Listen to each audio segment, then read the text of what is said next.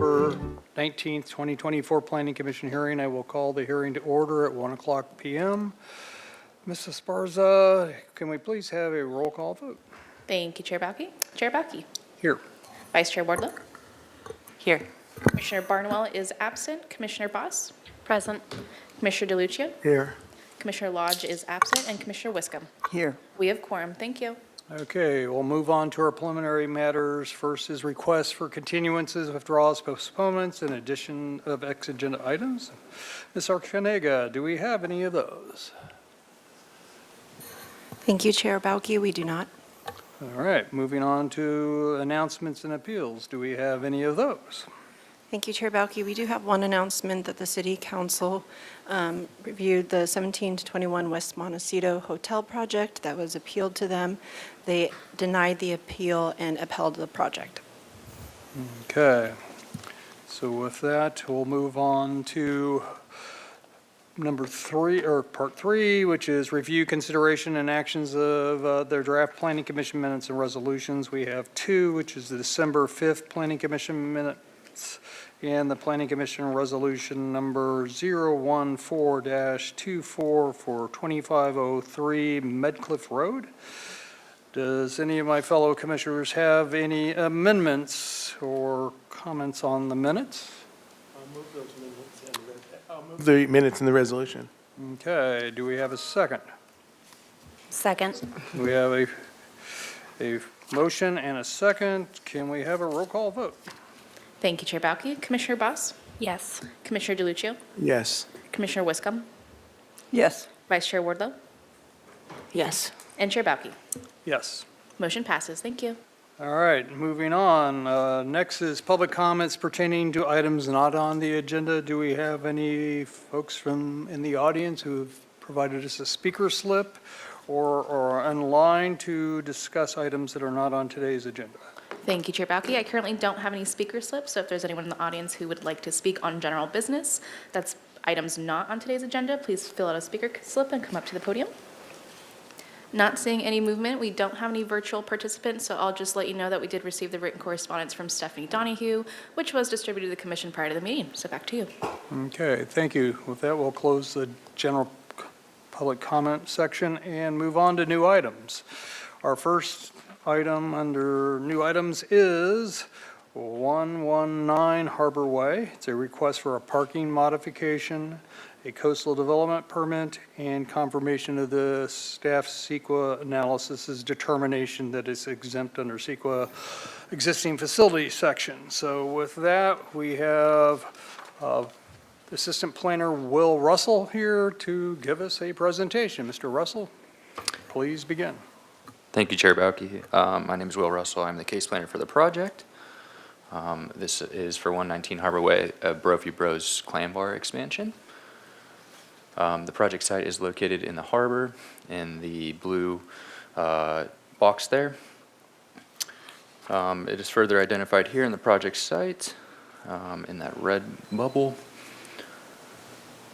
This is a Google Street View of the proposed building. 2 stories. The clam bar of note is on the first floor of this building. So the proposed project is located in an existing 2-story, 2,956 square foot building with 4 commercial lease spaces and shared restroom facilities.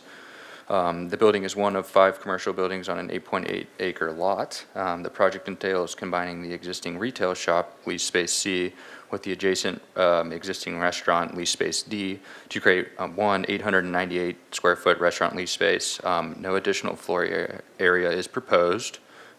The proposed alterations consist of changes to the existing door and window openings, new outdoor dining, and required accessibility upgrades. And interior alterations proposed include the removal of the existing demising wall between the 2 lease spaces, remodel of the existing bar area to a food preparation area, new central bar, new seating, and new kitchen equipment.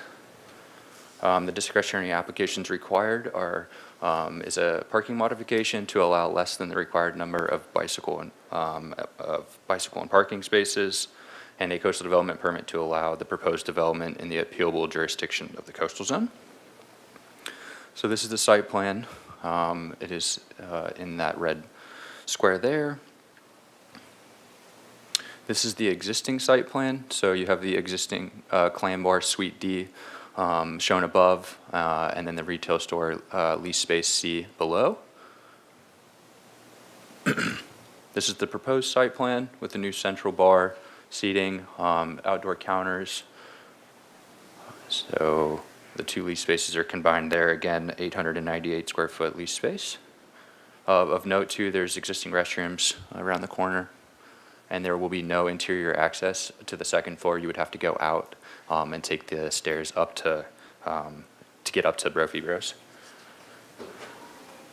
This is the existing elevation. Note its minor door and window configuration. This is the proposed elevation. Minor door and window alterations are proposed here. This did go to ABR, Architectural Board of Review, and received positive comments on its design.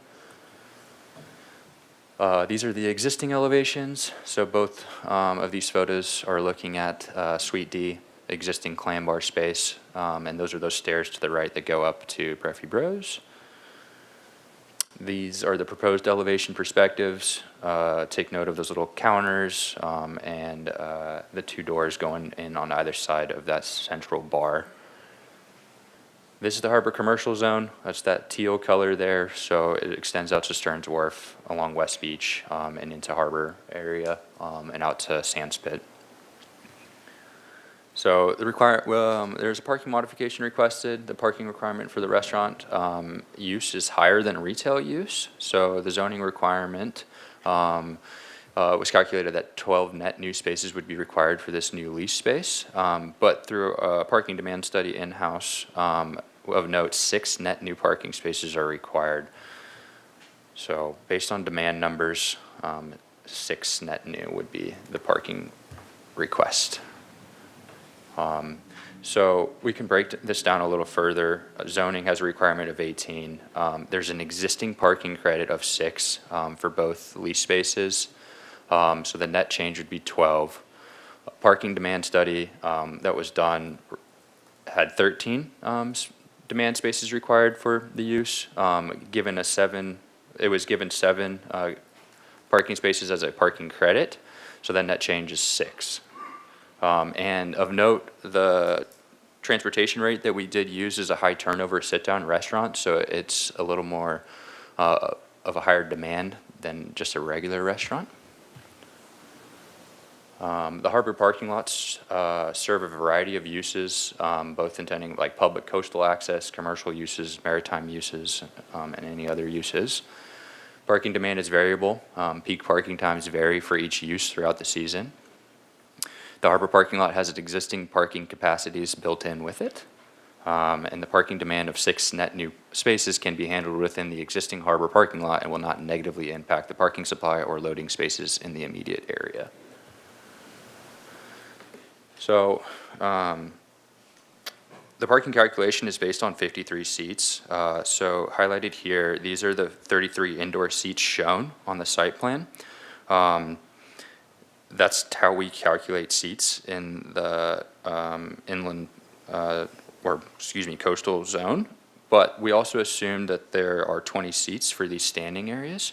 So the total number of seats that were calculated for this parking demand would be 53 seats. So we also anticipated a higher number of use of this existing space and ran that with the demand, transportation demand models as well. So moving on, Coastal Act and coastal land use consistency. It is located in the waterfront beaches harbor component.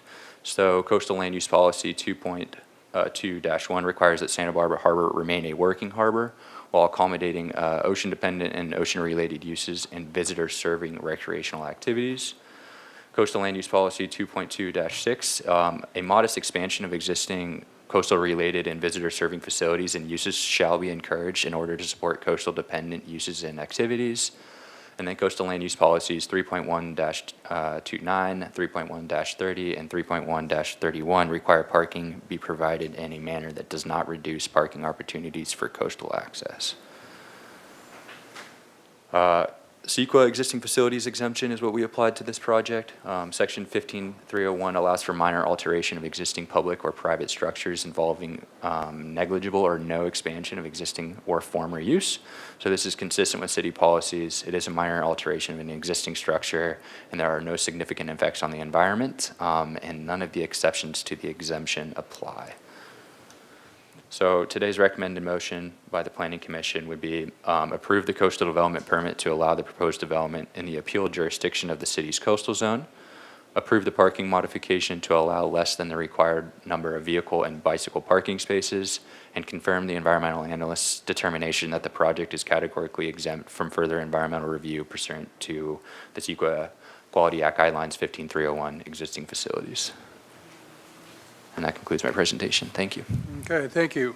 So we're going to move next to the applicant's presentation.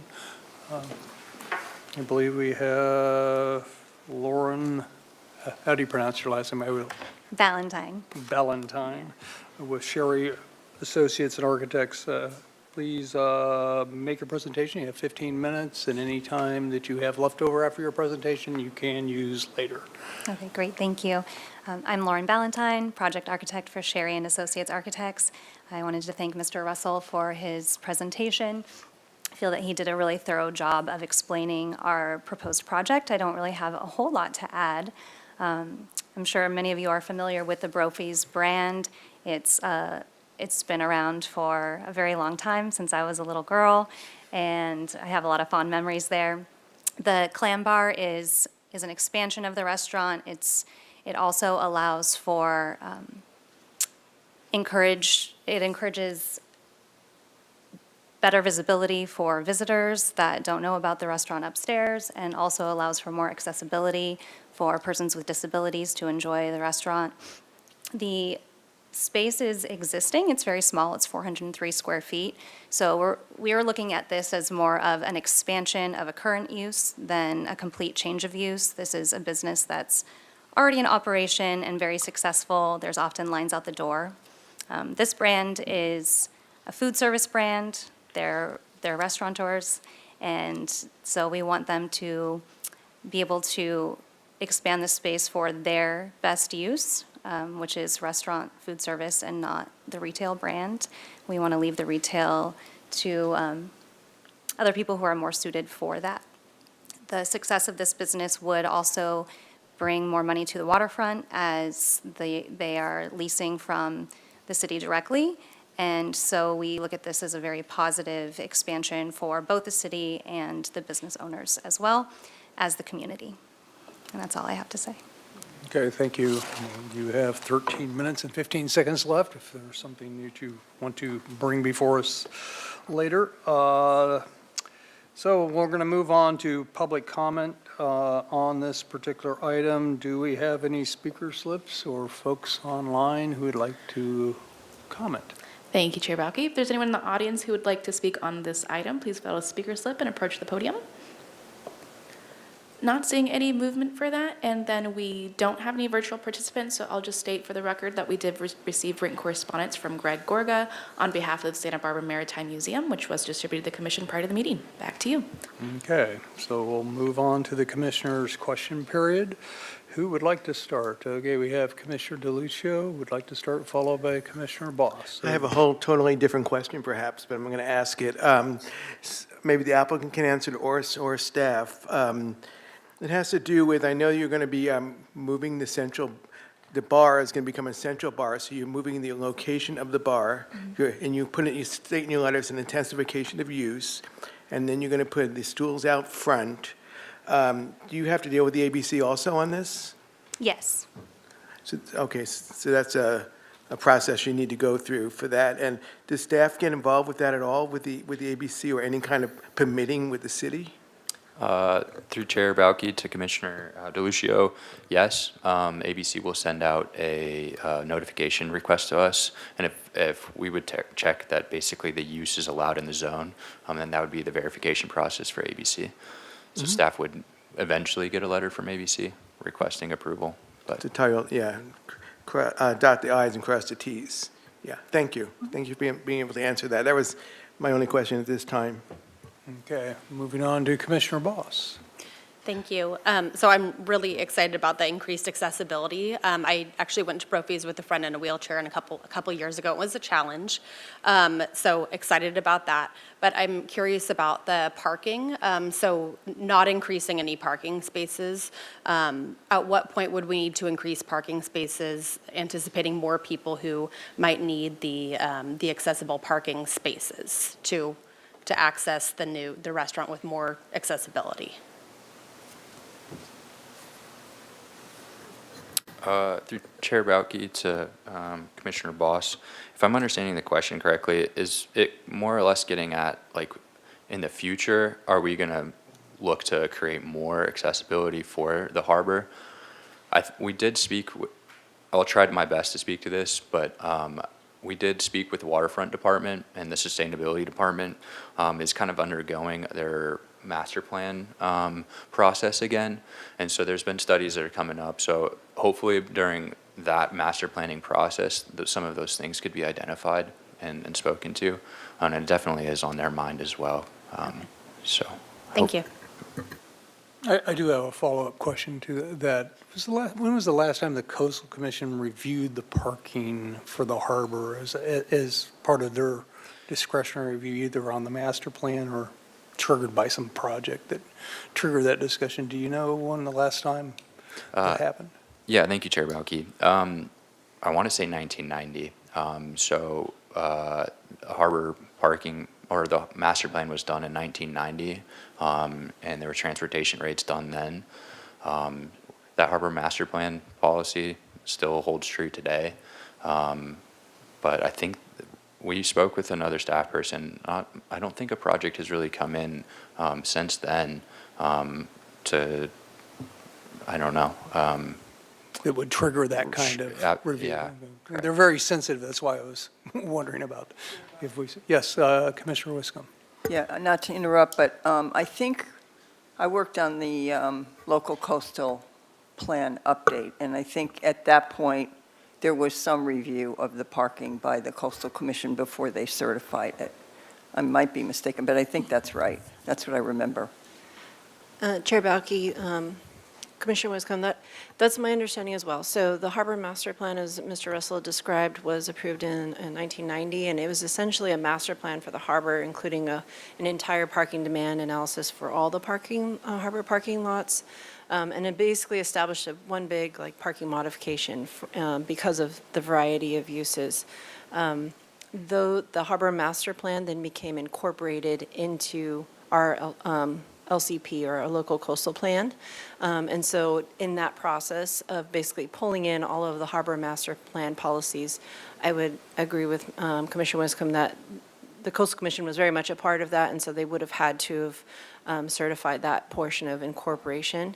So that would have been that was in 2018, so that they would have seen that. But in terms of a project large enough to change a parking rate, we haven't really had those. There was the Dart Coffee kind of redo in the museum, was of smaller scale.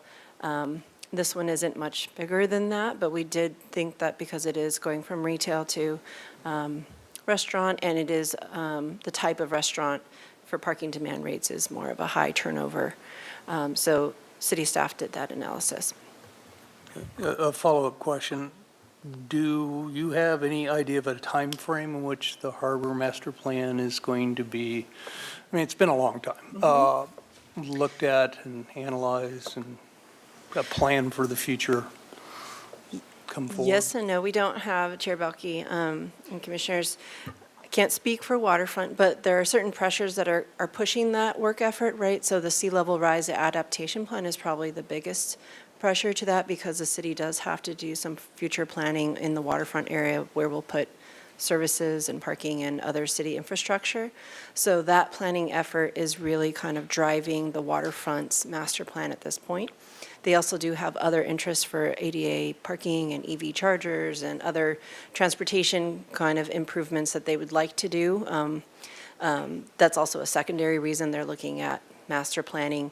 They also have coastal rather temporary events in the waterfront areas, the parks and all that. So there's also an interest to kind of holistically look at temporary events in those areas. So there are a few reasons that they are moving forward. I would say the sea level rise adaptation plan would be the first kind of component to come through. You look like you want to say something, City Attorney. I was just going to remind the commission that we need to stay on topic. We're getting a little Okay. off. I understand the relationship of the master plan and the parking question, but I just want to keep us. Okay, thank you. Any commissioners have any more questions? Okay, so we're going to move on to deliberations. Who would like to go first? DeLucio. This is pretty straightforward. Yeah, it's good to hear that the master plan is going to be addressed at some point and updated. It is kind of old, but the other thing is, we're talking about 6 parking spaces here, a reduction of 6 parking spaces, and I think that's fine. I think it can be accommodated. I'm hoping they do keep an inventory, though, of who has spaces. I mean, you don't need to answer the question, but I hope there's some kind of inventory kept, because 6 here, 3 there, they do begin to add up. So and just to want to make that note. But otherwise, Brophy's Brothers has been a very good partner to the community, and I'm all for the expansion and to give the modification and the coastal permit today. Okay, Commissioner Wiscombe. Thank you, Mr. Chair. I agree with Commissioner DeLucio's comments, and I can support the project. I think staff has done a very good job. The presentation was excellent. And as Commissioner Boss pointed out, and I totally agree with it, the accessibility of the new space is greatly improved. So I'm very appreciative of that. Thank you. Vice Chair Wardlow. Thank you. Thank you to staff for the presentation and the work in the staff report. I'm definitely supportive of this and can definitely make the findings on the parking modification. Love Brophy's, love to see a longtime business in this community continue to expand. So thank you so much. Okay, with that, does any commissioner want to make a motion? Commissioner DeLucio.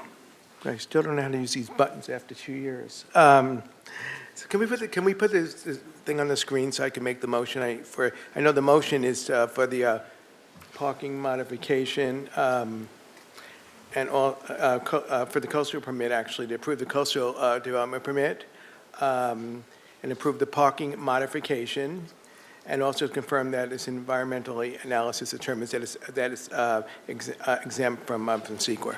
So that's my motion. Second. Okay, any discussion on the motion? I see none, so we'll call the question. Thank you. I'll take the roll call vote. Commissioner DeLucio? Yes. Commissioner Wiscombe? Yes? Commissioner Boss? Yes. Vice Chair Wardlow? Yes. And Chair Bauke? Yes. Motion passes. Thank you.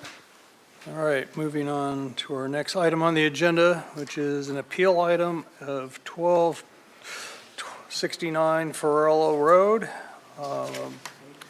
Purpose of the Planning Commission hearing is to consider appeal by Rose Wills of the Single Family Design Board's final approval of the project and to confirm the CEQA analysis determination that it falls within the category of 15302, replacement and reconstruction of structures. Since this is a quasi-judicial discussion, I want to make sure I ask the question to my fellow commissioners if they've had any ex parte communication, and if so, please disclose it. Okay, none. Okay, so we'll move on with the staff presentation, and I don't know how to pronounce your name, so Mr. Herrick's. Herrick's. Herrick's, okay. yes. It is your turn. Thank you for your efforts on this, and let's have a presentation. All right, thank you, Commissioner.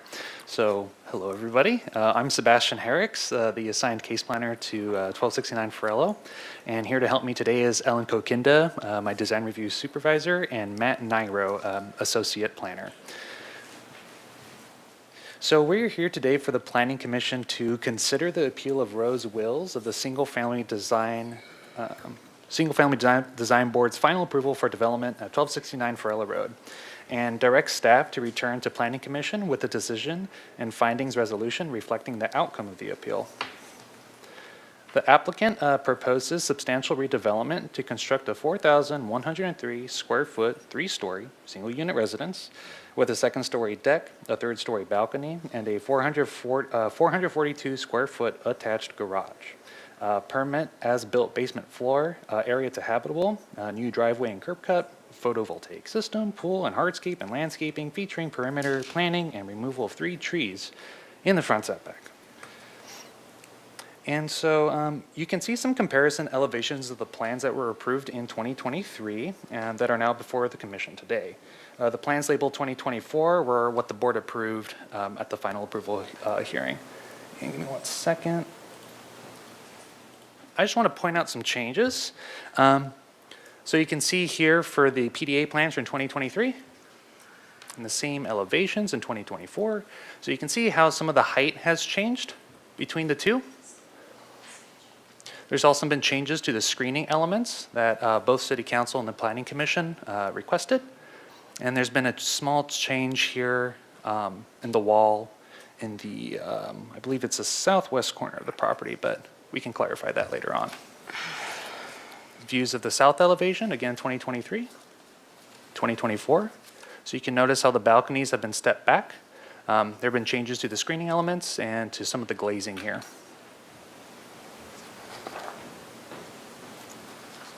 Finally, just the east elevation, kind of the same comments with heights, screening.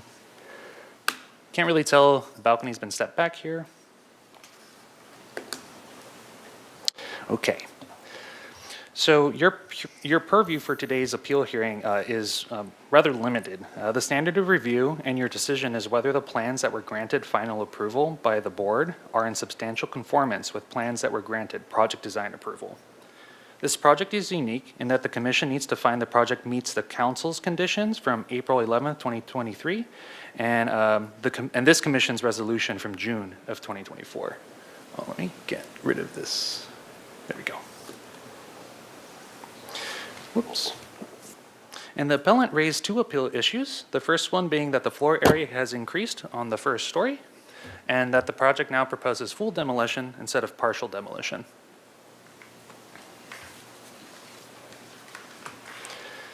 So as of now, this project is at its 14th scheduled hearing, and this is the 3rd appeal submitted for this project.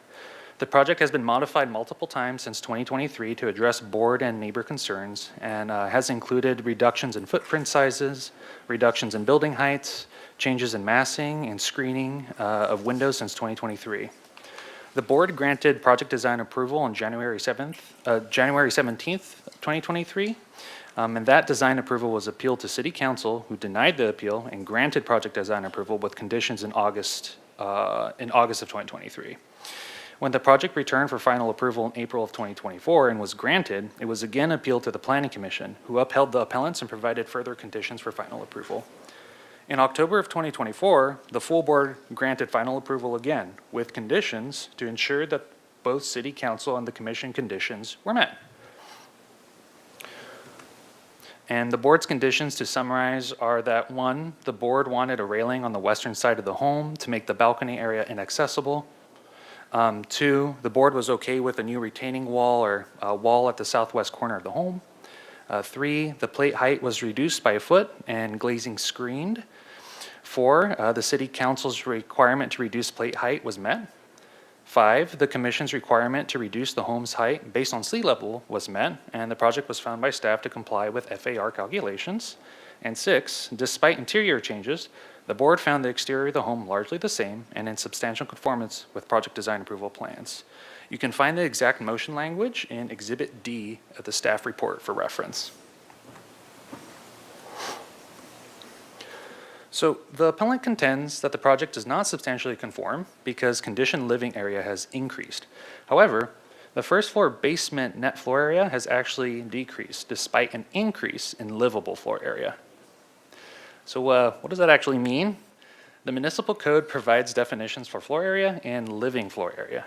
The main difference between these two definitions is that floor area is everything enclosed by exterior walls, while livable floor area is everything usable enclosed by those same exterior walls.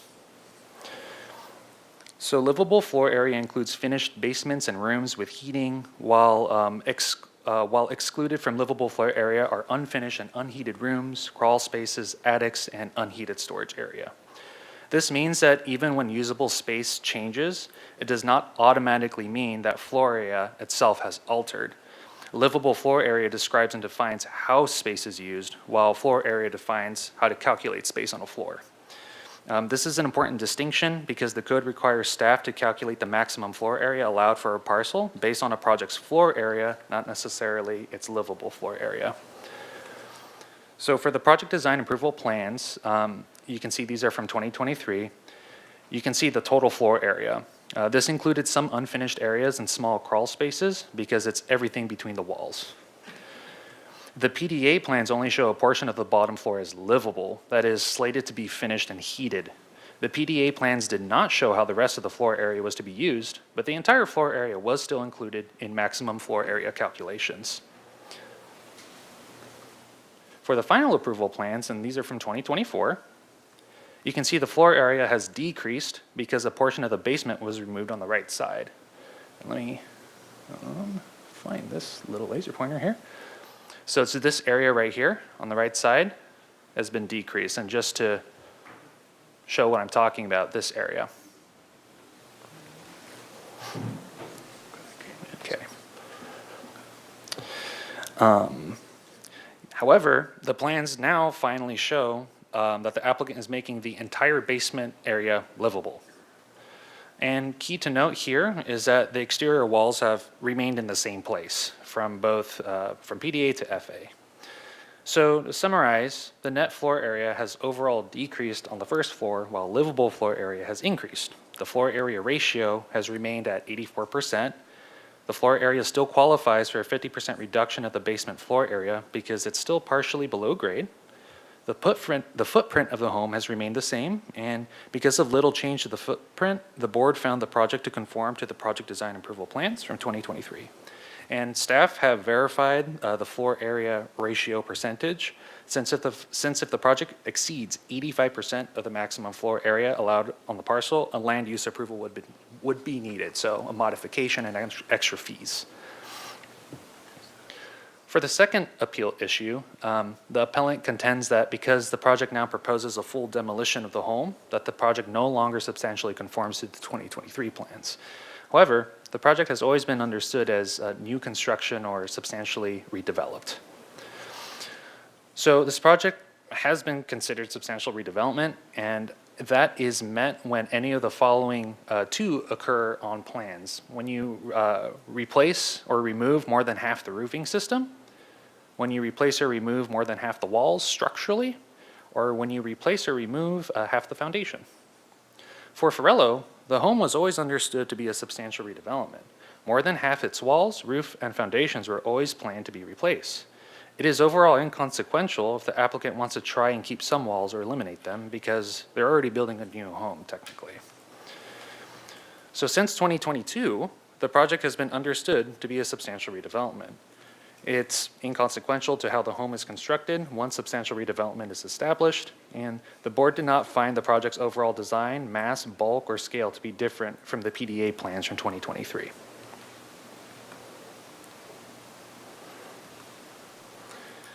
So, just to clarify again, the Commission's review is narrow and is to determine if final approval plans are in substantial conformance to project design approval. Staff recommends that the Commission deny the appeal and grant final approval by upholding the board's approval that found the plans to substantially conform and meet all conditions from City Council and the Commission.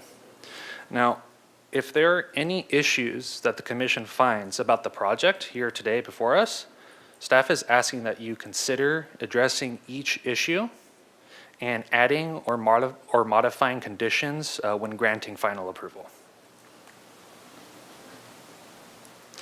So the options before us today then for the Commission are to either, one, concur with the SFDB's approval and staff's recommendation and deny the appeal and make the findings for final approval with applicable conditions as you see fit, or to concur with the appellants and uphold the appeal and deny final approval.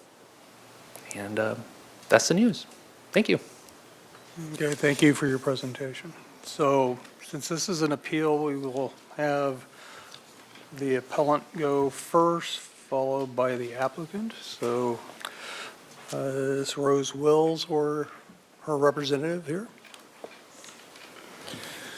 Chair Bauke, Yes. for the record, I need to know that Ms. Wills is here. Okay. All right, Ms. Wills is in the room. Ms. Wills, is this gentleman presenting for you on your behalf? She's concurred. Okay. You don't look like Miss Wills, so you're going to have to. I try.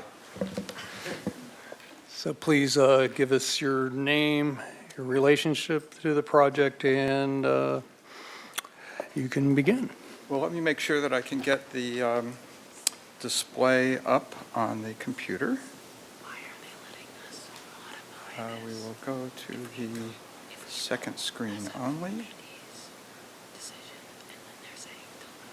I did speak with City TV. They assured me that this was just the same Well, it depends as the last. One of Oh, those there we two. go. How about that?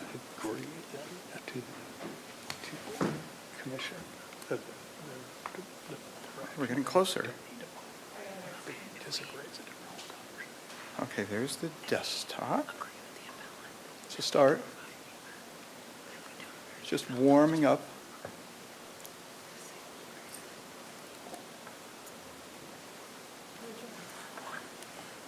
There we go. Okay. Go ahead and start the timer. Please. Thank you. Oh, there we go. Okay. My name is Derek Booth. I'm a neighbor. I live at 25 Rubio Road. And I want to thank you for, again, being here. It's great to see you, and we appreciate your time and attention to this matter. I'm here today actually to discuss just one issue, and it's the basis of our appeal. Are the current plans in substantial conformance with those that received preliminary design approval? We are in full agreement with the staff that that is the issue. I think we also agree that the city lacks a formal definition of substantial conformance. But as I've shared with you in the materials before the meeting, there are actually plenty of examples out there on the web. As I recall, Chair Balke quoted one of them from the city of San Diego, and that's up there in the upper left. Actually, the county of Santa Barbara has one also. But before diving into this, I was recommended to provide you a little more information on my background, lest the applicant continue to maintain their insinuation that I just don't understand the complexities of plan sets. I also saw that Ms. McGinnis questions my qualifications to speak to you at all, since I'm not a lawyer. So let's get into it.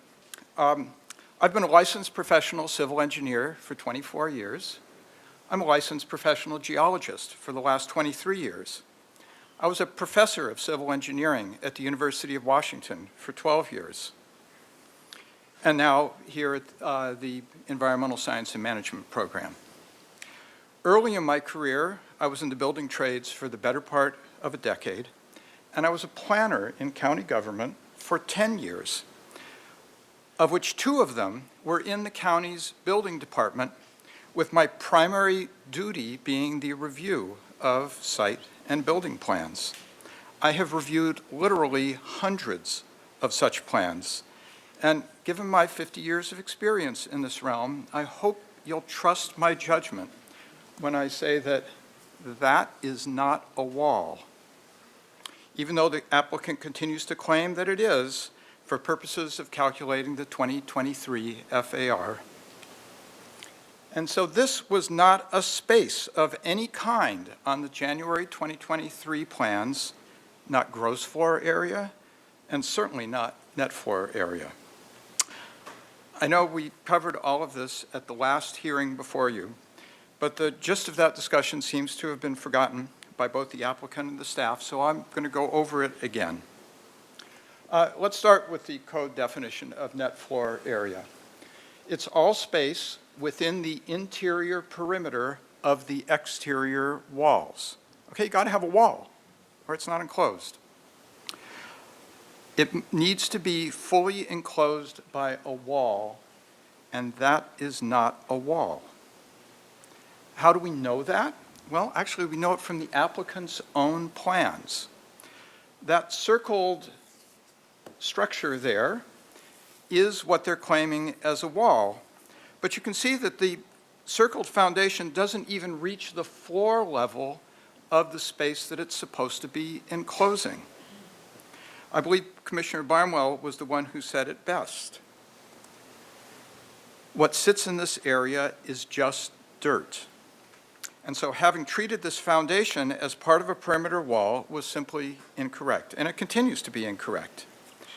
If it's not a wall, it can't be enclosing any net floor area.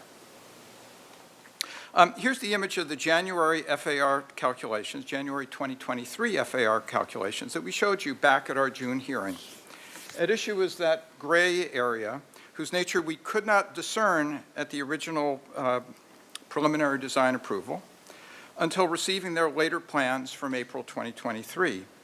And those revealed to us that this, the blue line, is the actual wall that enclosed the first floor area. And remember, those later plans labeled that wall as a concrete retaining wall, and they put a footing drain out there on the outside of it.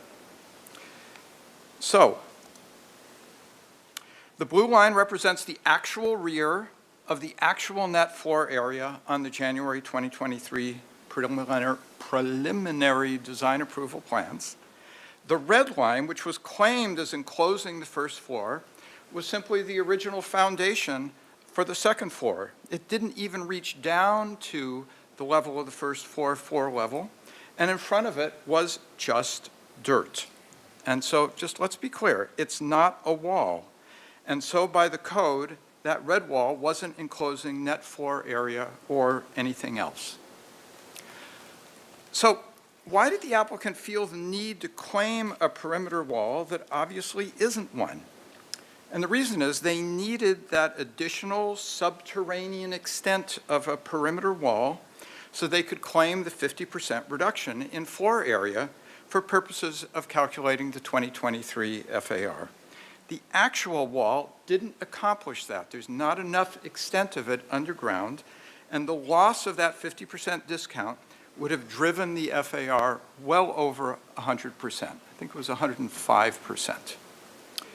So note that staff, I appreciate, has reviewed the current plans as you directed, and I think they did a reasonable job of that, but they never have reviewed the basis of the 2023 FAR calculations. In fact, we were told by the staff at that hearing that, no, we don't check those numbers, we just take the architect's word for it.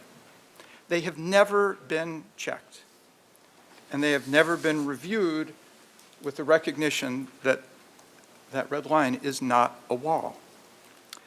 Now, you're going to see this image from the applicant's presentation. The applicant clings to the fiction that the dirt under the second floor in the January 2023 plans is actually part of the net area of the first floor. But when you look at that image, please remember that portion is just dirt. It's not a wall. It can't be enclosing net floor area or anything else. So their claims that the current configuration is actually a reduction in net floor area from 2023 is just nonsensical. You can't claim a reduction from an area that was never there in the first place. By our estimate, close to 700 square feet of new net floor area has been added to that of the 2023 plans. By any credible definition of substantial conformance, including those I already shared with you, this fails the test. So, look, if this is now the building they would like to build, so be it. It's not the same house that received PDA. It's substantially different with substantially more floor area. And so it needs to go back to the starting gate like any other new proposal and move through concept design and move through preliminary design review.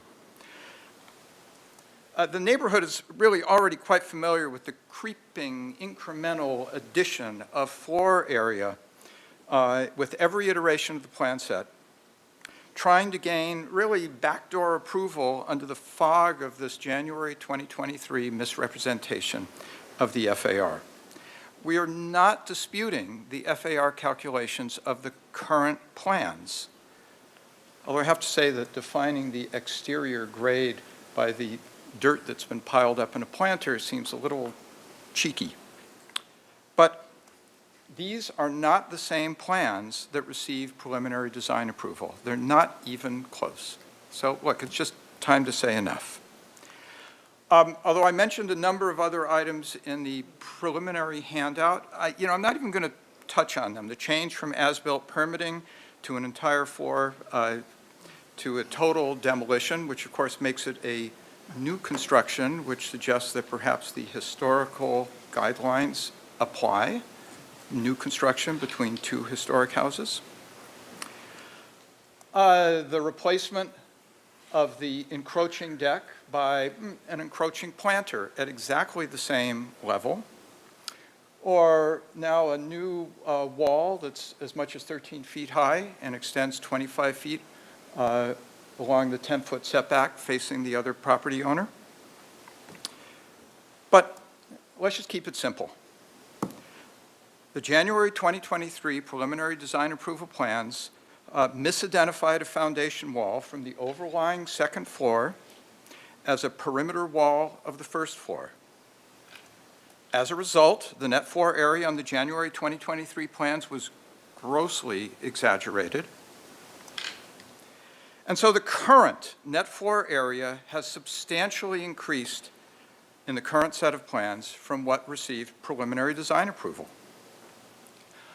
If you agree with what to us is pretty much the plain evidence and uphold our appeal, I think I can suggest some language that would provide ample basis for that action. And I'd like to end on just one final note. This from the very first hearing more than 2 years ago from the then chair of the board. Your job is to get these neighbors to be happy with your design. That's all I'm going to say. And that's all I'm going to say too. Thank you very much. Okay, thank you, Mr. Booth.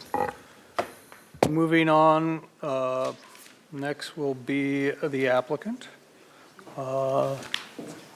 Mr. Moss, or are we having others? You don't look like Mr. Moss. Good afternoon, Your Honor. Sure, Bauke. I'm Janet McGinnis, the attorney for the applicant. Mr. Dan Weber, the architect and founder of Anacap Architects, is here to make the presentation, and he will be. While I'm talking, maybe you need me to stop for you to fix this, to get this ready? Just want to make sure we don't waste our time. Right. While I'm talking, if you don't mind, No, that's Mr. fine. Schoenfeld, Yes. another architect in the firm, will try to get this rigged up. Please begin. State your Thank name you. for the record. Actually, we already started Yes, the I'm clock. Janet so McGinnis. We'll reset the clock. Thank you. For the record and for housekeeping, I'd like to ensure that applicant's presentation, which is posted as public comment number 9, be incorporated into the presentation for the applicant on this appeal. Additionally, my letter, which is presented as the applicant's counsel letter, is posted as public comment number 11, and I'd ask that that be incorporated into the record of the appeal for the appellant's presentation. One moment. I just want to concur with counsel. Are you okay with the addition or Yes. references? Yes. Okay. I can't take my Thank you. time to read that letter No, into the that's record, fine. and I don't want to beg your patience further. I want to rely on the municipal code, the Planning Commission guidelines and procedures, this single-family design board's guidelines and procedures. I want to rely on the city processes and laws that apply to this project. Mr. Weber will explain to you, and I'll let him dissuade you or explain to you his comments to the claims made by appellants. Appellant, I'm going to draw your attention to 2 comments that are in your record, new comments for a change, from neighbors who became brave enough at this point, they've had enough too. You are hearing from, in number 4, public comment number 4 from the Hubbards. They've lived across the street behind this project, most directly affected by it. They've been there for 24 years. They work. He's a harbor patrol. They're working. They're not here today, but please read their letter. Similarly, the Depadovas, who have been there for 10+ years, provide you their support for this project. And they let you hear the pressure in this neighborhood because this community thinks that they're the designers of this project. I disagree with the former chair who said all that matters is that you satisfy the community. This board represents a community that is the whole city, including Mr. Comerford and his right to rely on our processes. As an attorney for the applicant, I'm entitled to tell them and advise them to rely on the procedures that the city imposes on development. Mr. Weber is a highly respected, and his firm is a highly respected professional firm. We object to the malignment, the recurring aspersions, and suggestions that the presentations, the proposals put forth to the board, the design board, as well as this board, as well as to the city council, have been deceptive, devious, evasive in any way. Each time, staff has approved recommendations. Each time, staff, which is charged by the municipal code with the duty to set the FAR calc, has said it's correct. We, the community that relies and needs you to apply the rules appropriately, needs you to conform to the rules. Enough is enough. There's been 5 application completeness reviews on this project, 14 hearings, 3 appeals. We have done what your last appeal required of us. And the revision in the basement is so insignificant that were it made later, had they waited and made it later, it would have been reviewed by staff because it's not an exterior change. It's time to just deny this appeal and accept that the full single-family board spent hours looking at the plans, the October 2024 plans, reflecting what you told them to do. They spent hours and unanimously agreed the plans are in substantial conformance with the January 2023 plans that the City Council granted PDA. This appellant, no appellant, appealed the PDA. We are entitled to rely on our preliminary design approval, and we're entitled to final approval. Thank you. Okay, thank you. Is there any other members of your, okay. Please step forward, present your name for the record. Thank you. Dan Weber, architect from Anacapa Architecture. Thanks, Planning Commission. Last time we were here in front of you, asked us to do 3 things. We're going to show you we did all 3 of them in order to prove that we are in substantial conformance with the PDA. So there were 3. 1, lower the building height to no more than 265 feet 8.5 inches. 2, more clearly sorry, did I say that wrong? 265 feet 8.5 inches. 2, more clearly demonstrate compliance to the FAR regulations. And 3, show that the decks are located no more than 15 feet from the setbacks. Next phase. So number 1, this is the first thing you asked us to do, the height.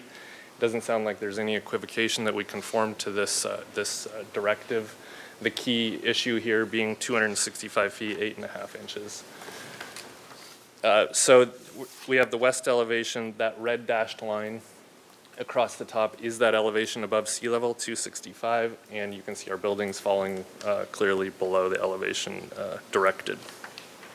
The next slide is the same thing from the south elevation, that red dashed line being the mandated elevation, and the next slide being the same thing from the east.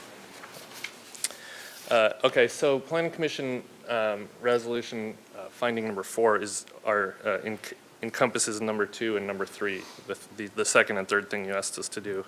Second being related to the FAR, and third being related to the balconies. Let's look at the FAR first. The project granted final approval do not clearly demonstrate compliance with the applicant's claimed FAR. So you just wanted us to more clearly demonstrate compliance. So that's what we did. We went back, we revised the plan. We submitted a new plan to Single Family Design Board that more clearly demonstrated compliance. We did the calculations, which are shown in the chart on the right. We calculated the total perimeter of the exterior area, added up all the wall lengths, calculated the amount of wall length that is largely embedded into the earth. So everything where that red line is, everything to the right of there is embedded into the earth, largely underground and not visible from any point from the exterior. So that's really the important thing, and that's why the FAR ordinance allows you to reduce the floor areas, because it's underground or largely underground. We completed the revised diagram, we reviewed it with staff, we presented it to the Single Family Design Board, they agreed it was clear. We did what you asked us to do. And then the third one was the decks. The plans do not show that the decks and balconies to be located 15 feet or more from the property line. So we revised the plans to address your request. There's 2 decks that this applied to. This is the deck on the main level. We revised the deck on the southern portion to fall within that 15-foot setback. So you can see at the top of the screen, the property line, the bottom of the screen, the other property line, and those 2 red lines, those are those 15-foot setbacks that you asked us to conform to. The area shaded in yellow, that's the deck on the main level. So you can see we conformed to the 15-foot setback. I don't think there's any equivocation that we've conformed to that request. And the next slide shows the deck on the upper level, which already conformed to the request. We're just demonstrating that it clearly falls inside of those 15-foot setbacks. Okay, so let's address the appellant's claim, or the assertion that the first floor conditioned living area is greatly increased.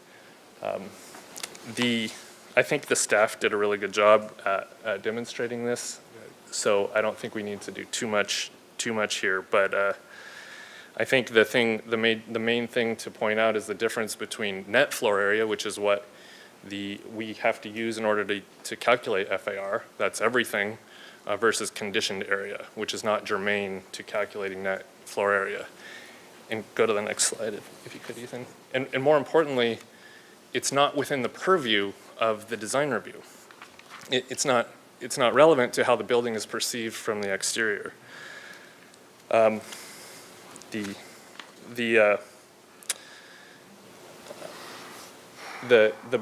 area of the basement, what happens inside of that area, is not as important as the total area and how it's and how what you can see, the impacts on the neighbors, and the design review board agreed with us.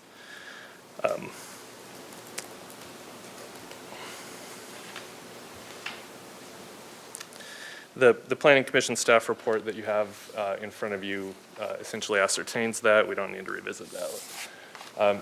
This is similar to the plans that staff showed. So on the left, the January 2023 plans showing the net area all being shaded in green. I think the important point here is that the appellant's argument is just incorrect, that the area that's non-conditioned is just dirt. It's not just dirt. It's unconditioned basement space. So that's space where there's things like a water heater, beach gear is stored, FAU equipment, ducts. Parts of it have a dirt floor. Parts of it are not at the same floor elevation. So we reviewed this in detail with staff ad nauseum, and the staff confirmed that we are correctly calculating the net floor area and correctly applying the floor area regulations. The plan on the right is the current plan, and that little red L is the part of the plan that's reduced. So it is accurate to say that the net floor area of the basement has been reduced. The current plans have a smaller net floor area on this level than the previous approval. The other important thing to notice here is that if you see the area of both drawings that is to the right of the floor plan that's shaded in that gray hatch, that's the area that's underground. That's subterranean. And so that side of the building is buried. You can't see it from anywhere.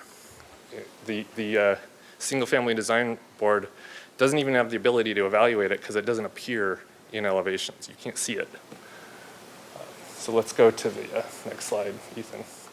So I just want to reiterate that the proposed plans, October 2024 plans, conform to the 2023 plans because the changes in the basement floor area do not change or alter the exterior. They're minor, they have no detrimental effect, and do not affect the project's size, bulk, scale, or intensity. The board, the SFDB findings, finding number 6, reiterated that. They said that in order to meet substantial conformance, the exterior needs to conform to the drawings. The exterior needs to conform to the drawings that receive project design approval. And the changes in the basement floor plan do not change or alter the exterior.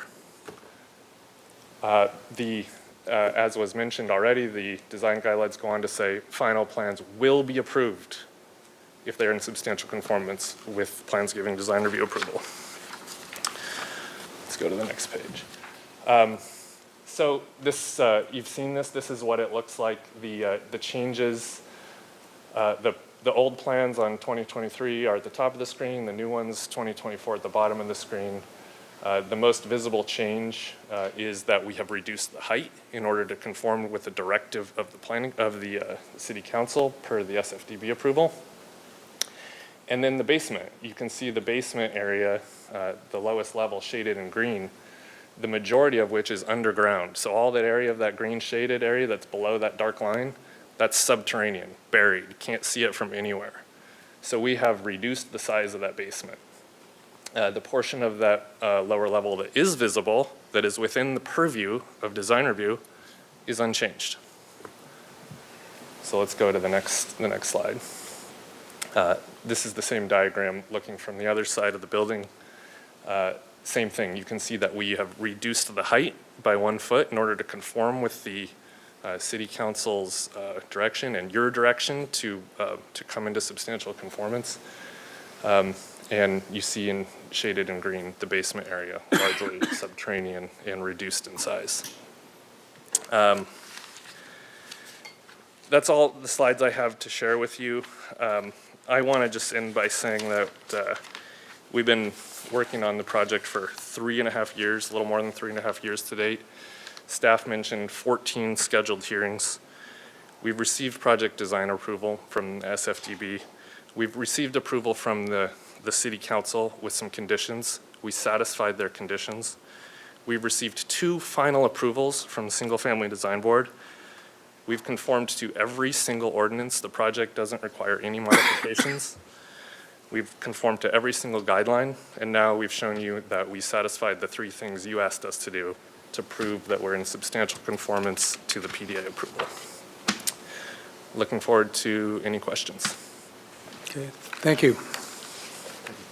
And you have 6 seconds left, but it's probably not worthy of your time. Next, we're going to move on to public comment. You probably have a number of speaker slips that I saw slipping in, so you can start that. And we also have probably some online, or we may get some, so. Perfect. You Thank can you, Chair call Bowkey. and call a few at a time so they know where they are in the order. Thank you. Thank you. First up, we'll have Brian Miller, followed by Michael Marzola and C. Newhouser.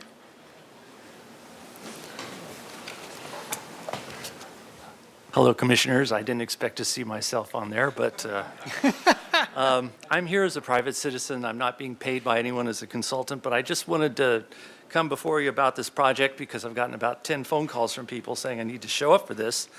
And I kind of wanted to, and I don't, Dan Weber's a great architect. I'm not here to criticize the firm. Some of their projects have been spectacular. But on this particular project, I wanted to bring up some issues that I think, when I was on the design board, the thing that we had to look at in the review was the aesthetics of the house itself. And the source of most of this upset, you're hearing a lot of facts and figures and the cities and blah, blah, blah. But the truth of the matter is the style of the house. And what I've had to go to is based on this design guideline book, which is available to every architect in this town. And I think part of the requirement for every architect or building designer that wants to build in this community, read this book. If you read this book and comply with it, we wouldn't be here. And so there's a few things I want to highlight that I think is really important to understand in the context of this particular house. According to the City of Santa Barbara General Plan, Santa Barbara has as its primary goal the provision of a particularly desirable living environment. Single-family homes have long contributed to the character of many neighborhoods in the city. Home designs which achieve the following contribute to a desirable living environment, compatible with the surrounding neighborhood, preserve the city's visual resources, promote long-term sustainability. So I also want to read something else into the record. In recent decades, changes in the various neighborhoods throughout the city have raised quality of life concerns. Homes are built or remodeled in order to suit the changing needs and lifestyles of the, is this how much time I have left? Yes. Oh, gosh. Well, anyway, so I just want to say that the style of the house is not compatible with the neighborhood. It's a flat roof, modern looking home, and it sticks out.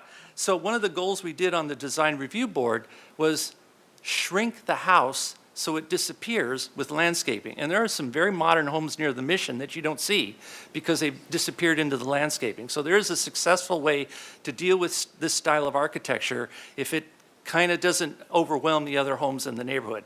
And it's very simple. It's very straightforward and it's very simple.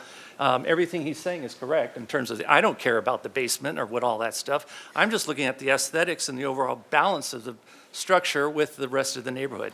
And that's all I have to say. Thank you.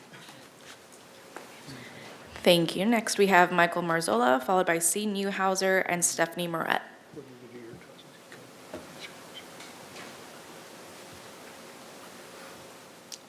Hi there, I'm Michael Marzola. I live at 1269 Forello Road. I'm the neighbor to this proposed project. And we've been there since, well, my wife was there in the late 70s, so we're not new to the neighborhood. I'm actually been there since 90. This is basically a visual aid to kind of give you a sense of where we live, which is right there, and what's proposed, which is, in my opinion, a behemoth. And I wanted to say that Mr. Weber did design a place at Paseo Forello that you can't even see from the road that is in a similar style. I have no problem with the style. It's the bulk scale, the massiveness of this thing that's going to be overwhelming us. Can I pass this? Where can I put this so you can see it? Is this good? That works. Thank you. All right. I just wanted to read something to you. This is a chapter from the guidelines. 3.2, new construction, begins the construction of a new structure on vacant space in, next to, and in between historic resources is an indicator of a city economic health and vitality. The intent of these guidelines is to ensure that the patterns of the new infill do not destroy the character of Santa Barbara's historic resources. An important issue with infill development is creating compatibility with the historic resources, maintaining consistency and balance between historic resources and new construction. Use the following design criteria while designing a new building to ensure its compatibility with the neighborhood's historic resources.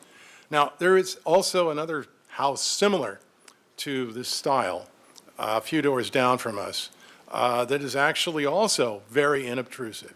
It doesn't really break up the character of the neighborhood. This thing, the way it's proposed, is a behemoth. It's more than twice the size of our home and even larger than the Moody house, which is next to it. And our house, by the way, is a D'Alfonso, which, as most of you know, is a famous architect and our place was built in 1936 or 37, 38. I just hope that you're willing to uphold our appeal, and hopefully something will be constructed that is in compatibility with the neighborhood. I want to say also that they like to say that they met with us. we did meet with the owner of the property. He said he was going to work with us. He did not. The architect came over to meet with us, and he said, he doesn't like you. He doesn't want anything to do with you. And that's basically where it ended up. I don't know why the guy even wants to live next to us, because we're such a hostile bunch, which we are not. We're very happy to have new neighbors. And honestly, don't care the style of his house, as long as it fits into the neighborhood. Thank you very much for your time. Excuse me, sir? Sir? Thank you. Can you hold that up so that City TV can get a picture of it, and then you can show it to the, Is that good? hold on. Just give me the win. That's good, thank you. You And bet. then show it to the applicant, please. Thank you. Okay. And these are based on the flagpole, the flagging that was done. Thank you. Next, we have C. Newhouser, followed by Stephanie Moret. And then, I apologize, I'm going to butcher this name. Wijagupta Aleppo? Hi, I'm Chris Newhouser. I am speaking as a concerned citizen. I live down the street in an old Victorian, but... Could you pull the Can you hear mic? me? I live down the street, but I walked that neighborhood for a very long time. I'm just kind of questioning, as everyone is, why do you move to a neighborhood, such a quaint neighborhood of Delfonso and Moody cottages and houses that look like they're I don't want to do that, my hand's shaking. They look like they're one-story houses, they're 2,000 square feet less, and why do you move to a neighborhood like that and then want to double something in size, making something 4,000 square feet? Why don't you move to Montecito or move to the top of the hill or someone else where no one will care? I agree, I don't know why they would want to live there at this point. And then, as far as being chastised by Ms. McGinnis, I think, chastising all of us, well, I remember you called that house a scraper, or said that it had lived its life. I live in a house from 1880, and it certainly contributes to the fabric of Santa Barbara. And believe me, old houses are not easy to take care of, but you could never call that an old house. So I hope you'll uphold the appeal also. Thank you. Okay, thank you. Thank you. Next, we have Stephanie Moret, please. It's Stephanie Murray. It's okay. Happens all the time. Well, first of all, I don't think I'm the designer on the project, but I can read the city's guidelines. Here are my contributions to this discussion. It's fairly clear to me that 700 square feet that was formerly dirt is now living space, and it's been added since January 2023. In addition, the deck on the west side, you guys asked them to pull it back 15 feet, but they turned the west space into a dirt-filled planter, which isn't really helpful to the westerly neighbor. In addition, there will now be plants blocking their light. So I was the one who sent you a letter, I'm a geologist, about the architect's demolition permit review that said the existing walls, slabs, and foundations couldn't carry the new loads. And in the October view, they took out those original walls and had different original walls. And I thought, well, that's kind of silly because, they're not supposed to have any existing walls because they can't carry the load.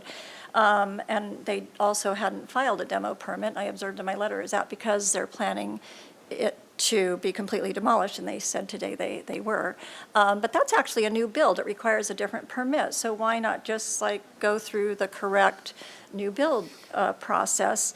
And one of the things that occurred to me is because our first appeal was based on the fact that under the column heading, the net square feet, the architect had listed gross square feet values for 200 closest neighbors and used net square feet for 1269 for Rello. And net square feet's a much smaller value than gross square feet, and only 20 numbers for comparison were only needed. So now that we know this trick, they couldn't get this large of a house through in our small house neighborhood. And while Attorney McGinnis observed that it is, in fact, the staff's responsibility to fact-check the FAR numbers at that hearing, the woman sitting here said, they just don't have the staff time to be able to fact-check all the numbers and hadn't on that project. So I believe that is recorded. But please double-check, just in case I got that wrong. But I don't think I did, because I remember being kind of surprised. Anyway, these are just thoughts I wanted to share. Thank you. Thank you. Thank you. Next, we have Wijagupta Alapala, followed by Emma Brinkman and Jim Brinkman. Thank you for the time. I'm going to read what I was going to say in words. I live at 1280 Ferreira Road, the house directly opposite the proposed remodel. My house is the Spanish adobe built in 1924 by the legendary Santa Barbara builder De Alfonso. The proposed remodel is unlike any other curated house on Ferreira Road. The proposed third floor will severely take away the privacy of the adjoining properties on either side of the remodel. The proposed flat deck third floor will dwarf the adjoining houses and will change forever the traditional village look and appeal of the Ferreira neighborhood. I am very concerned that the precedent the remodel will have on future remodels constructions on Ferreira Road and its negative impact on the property values of the neighborhood as it would change the character of the neighborhood. The remodel completely disregards the neighborhood in its design and its impact on the quality of the neighborhood. The proposed remodel will be a modern-looking, overwhelmingly imposing rectangular box jutting into the sky that is unlike any other house on Ferreira Road and Lower Riviera. Thank you for considering my deep misgiving of a flat third floor with solar panels proposed by the 1269 remodel. An appeal to the board not to approve the construction of a third floor for the sake of the Ferreira neighborhood and Lower Riviera as would change the character of the neighborhood. Thank you. Thank you. Thank you. Next, we have Emma Brinkman, followed by Jim Brinkman and Bill Dillon.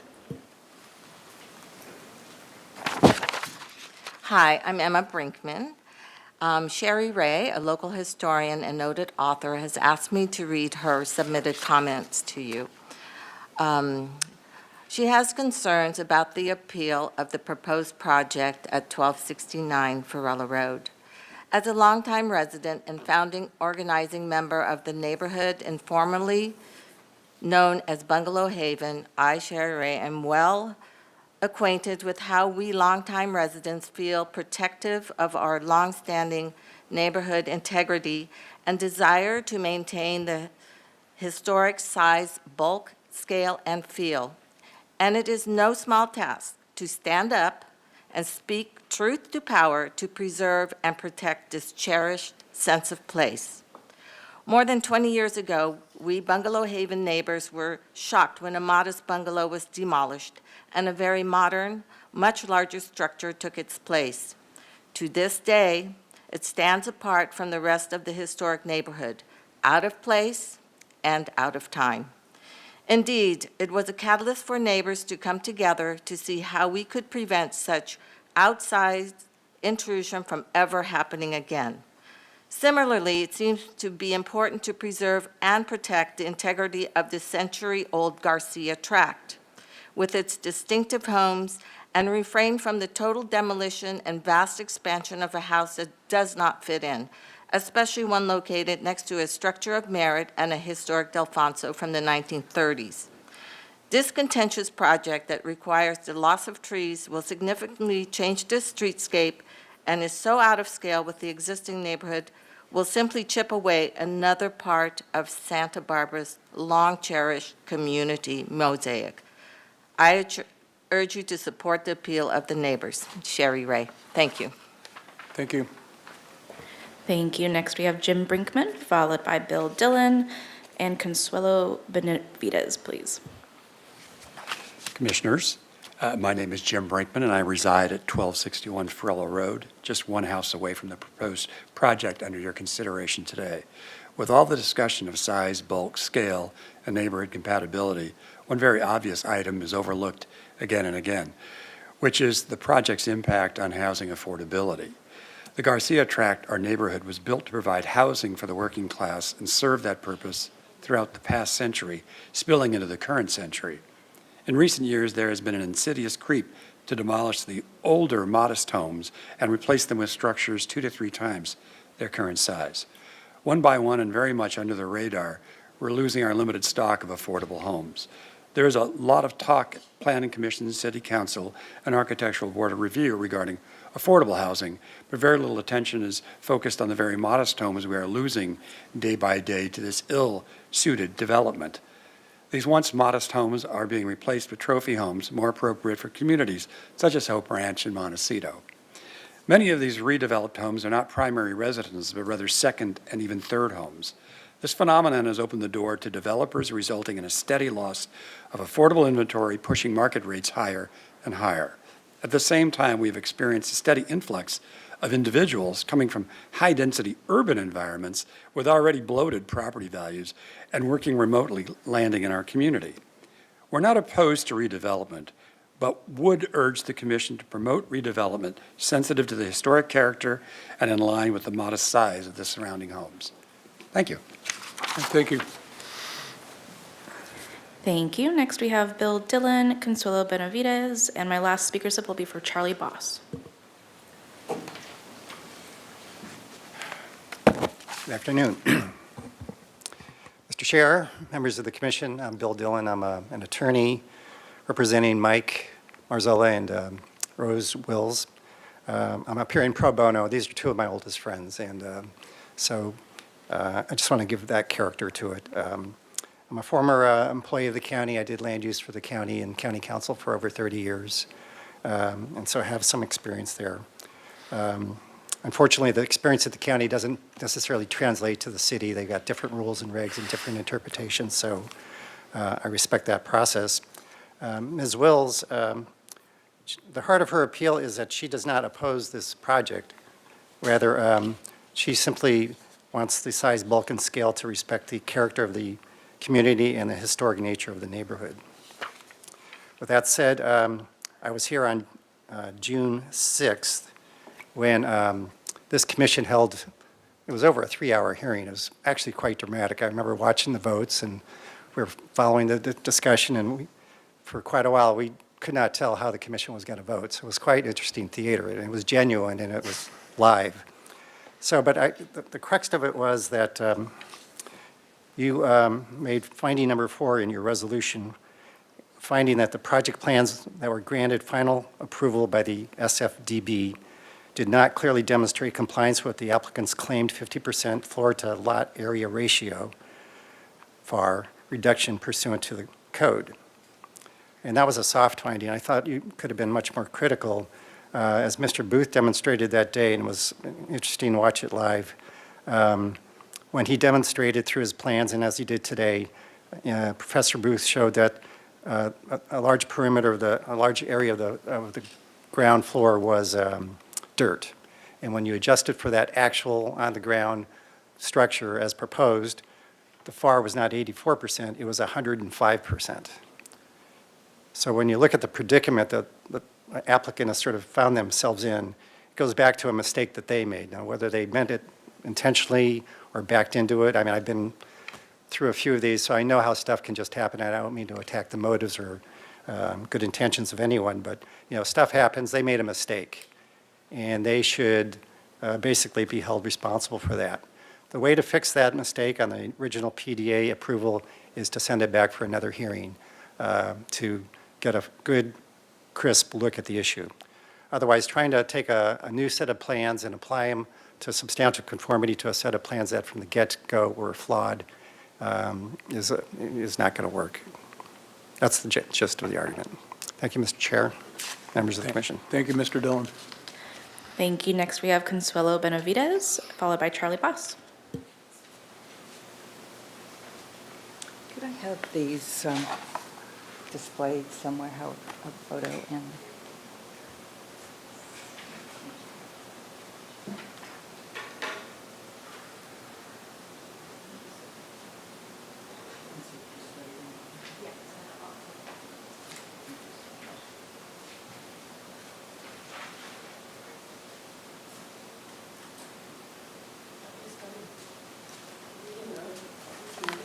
I think you got those copies last time. Televised, so it's in the record, please, so we can see it? Yes, City TV will use the dot camera there, and then my apologies, Ms. Benavides. That's okay. You have a microphone right there, so you can actually move and present and speak there. Oh, so go over there? Yes, please. Thank you. Okay, of course. Thank you. name is Consuelo Benavides. I live at 1277 Forello. Okay, I'm kind of tall, so that probably fits me better. And I am on the opposite side of the Delfonso house. My husband and I live in the Moody house. The Moody house was built in, so this one here. And City TV, do you mind changing to the dot camera, please? Thank you. It was built in 1936, and as you can see from this old photo once it comes up, it was one of the first houses that were in that whole area. My apologies, Chair Balke, for interrupting, but I just need to adjust the dot camera. One moment. Okay. And we will not count your time against you, okay? No, I won't take that long, I promise. Been here, done this, so that. So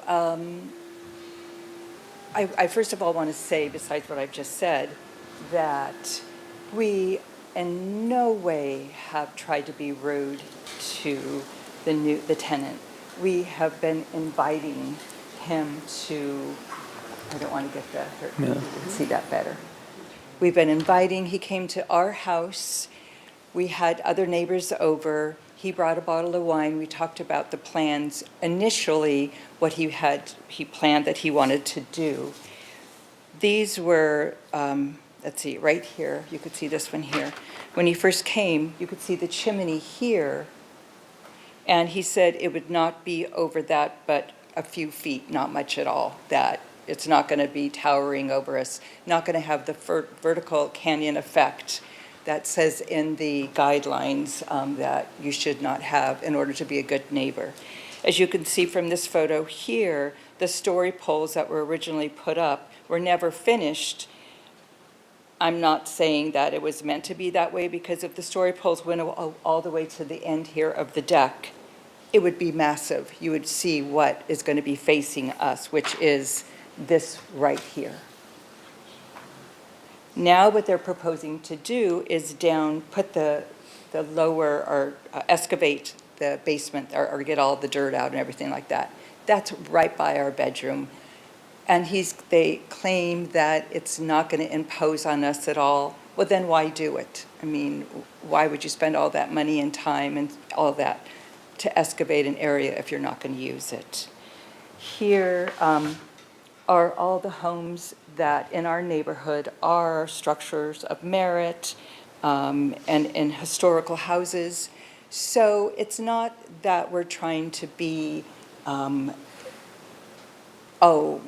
have a Moody house, it's a structure of merit, whatever. No, not by any means. We would love to invite him to come in, have a family, have laughter with kids. We need that in our city. And as the last gentleman just said, when this house is built, it's going to be our $4 or $5 million home. Who's going to be able to afford that? Not families, maybe a second home, but that's beside the point. I've spoken too many times, I apologize. Each time I go back and I go to the Single Family Design Board, good neighbor guidelines, and I can point to many areas that are not good neighbor guidelines. They have not come over and spoken with us. We've been ridiculed, as well as what the attorney said, putting us down as individuals, as people, and that is not who we are. We invite him to build, but why build a third story that's going to be towering over us, looking into our bedroom, our jacuzzi? Why have 3 decks? They propose to take out the slats now, when you said that they needed the slats. The decks are 10 feet, not 15 feet. The 30 feet, that's 30 feet above us. So there's a number of areas and issues that is just too much for us. Thank you. So I appreciate you listening. Thank you. Thank you. And our last in-person speaker slip is for Charlie Boss.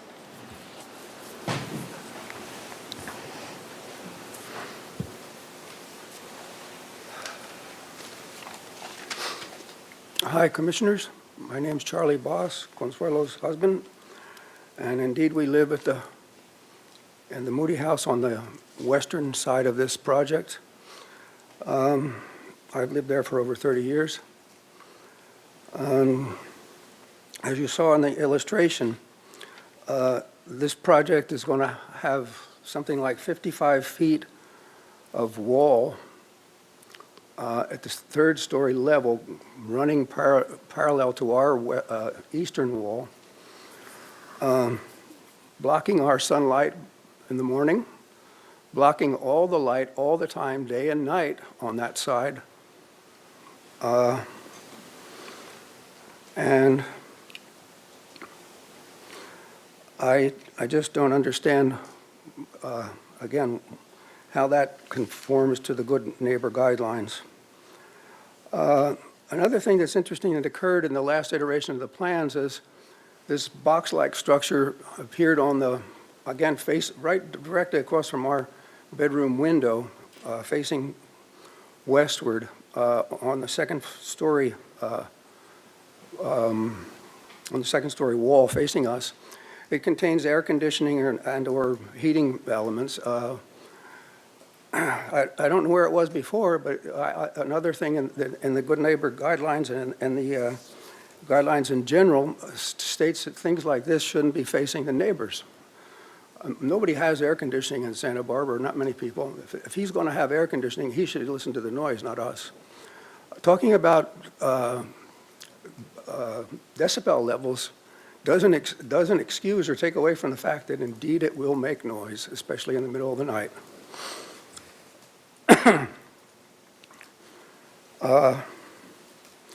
Many people in the neighborhood, and we included, are just confounded by the fact that the Single-Family Design Board has found these plans to be compatible with the neighborhood.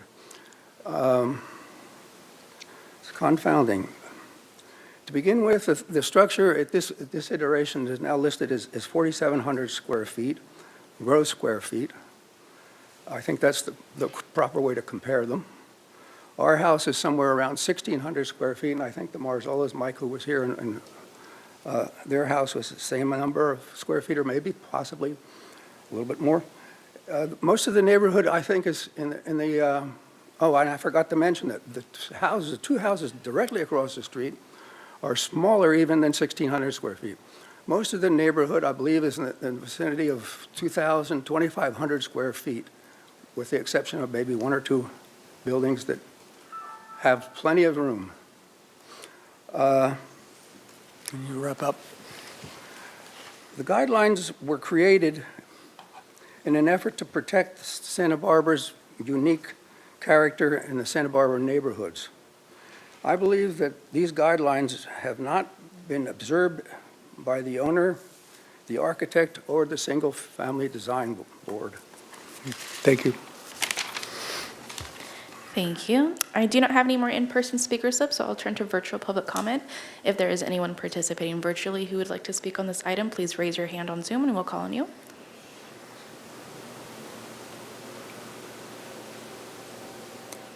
Not seeing any raised hands, so then I'll state for the record that we did receive written correspondence from Derek Booth, A. Michael Marzola, Rose Wills, Rick and Adele Hubbard, Rose Wills, Harla Green and Hendrika DeVries, Stephanie Murray, Shannon and Albert DiPadova, Tom Moss, Charlie Boss, Janet McGinnis, and Sherry Ray, which was distributed to the commission prior to the meeting.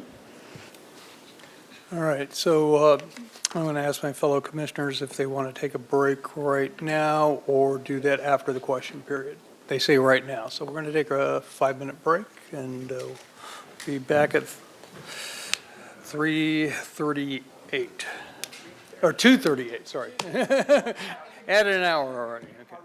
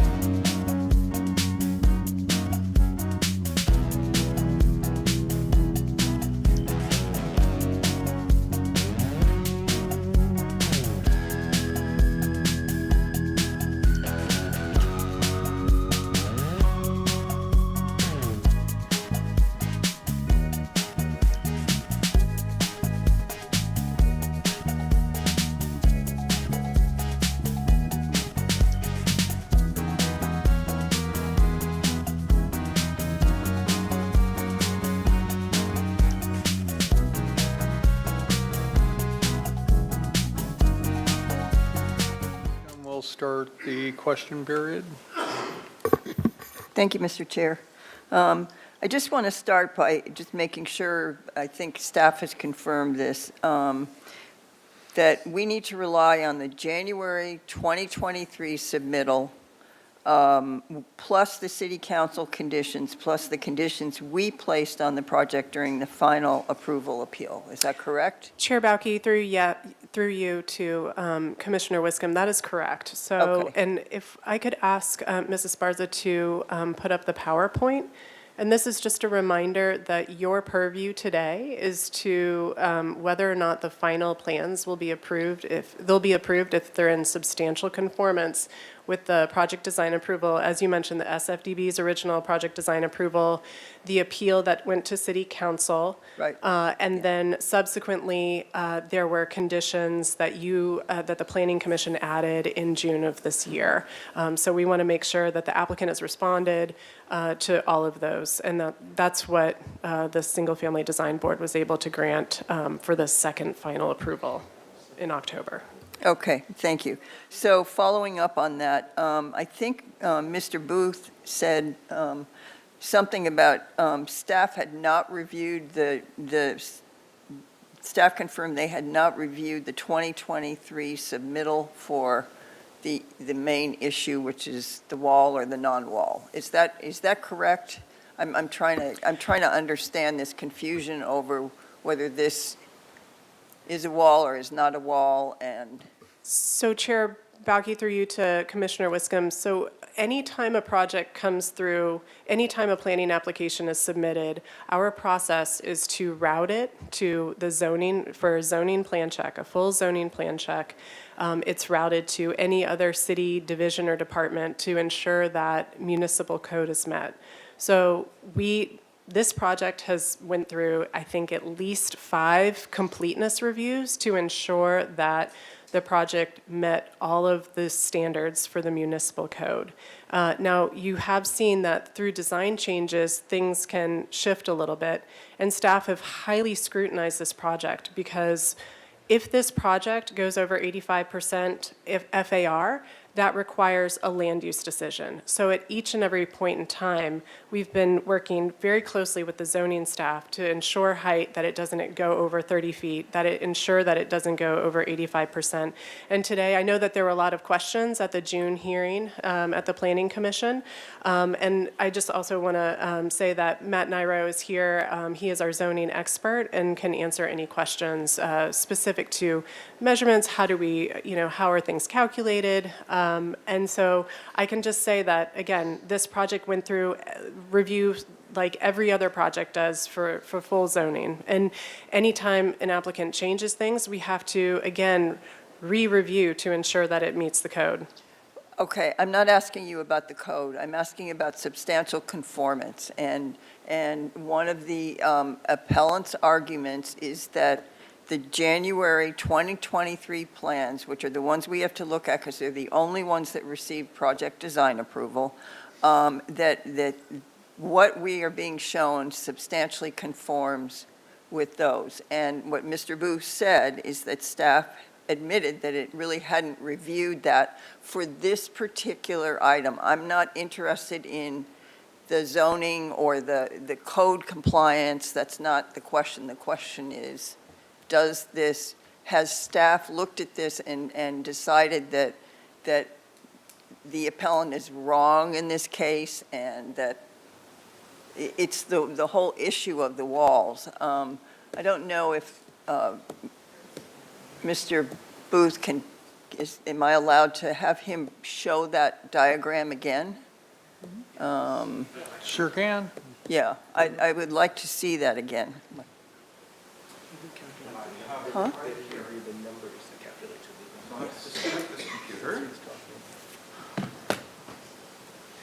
I mean, it seems to me this is one of the cruxes of, is this substantial conformance?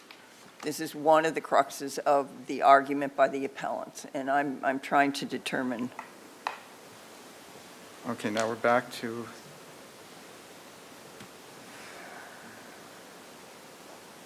come on. Oh, right. No? Not sure why this takes its time in reconnecting, but hold on. Second screen only. Ah, There we go. There we go. Thank you. Okay, so this is their drawing. I have simply annotated a few things, but this, as you can see, it's their sheet A302 from January 2023. And the issue is that back wall over there that has been circled, that at least to my eye doesn't come anywhere near the actual level of the floor. It's the original footing of the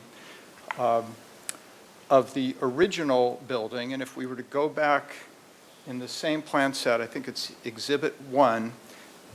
No, it's not Exhibit 1. It's the demolition plan. You can see very clearly that that wall is not part of the original 2023 demolition. So it is whatever the original structure of the house that sits there now. And of course, there's no reason why when they built that house, they would have put a footing to go down 10 or 15 feet. In fact, I'm not even sure it goes down that deep.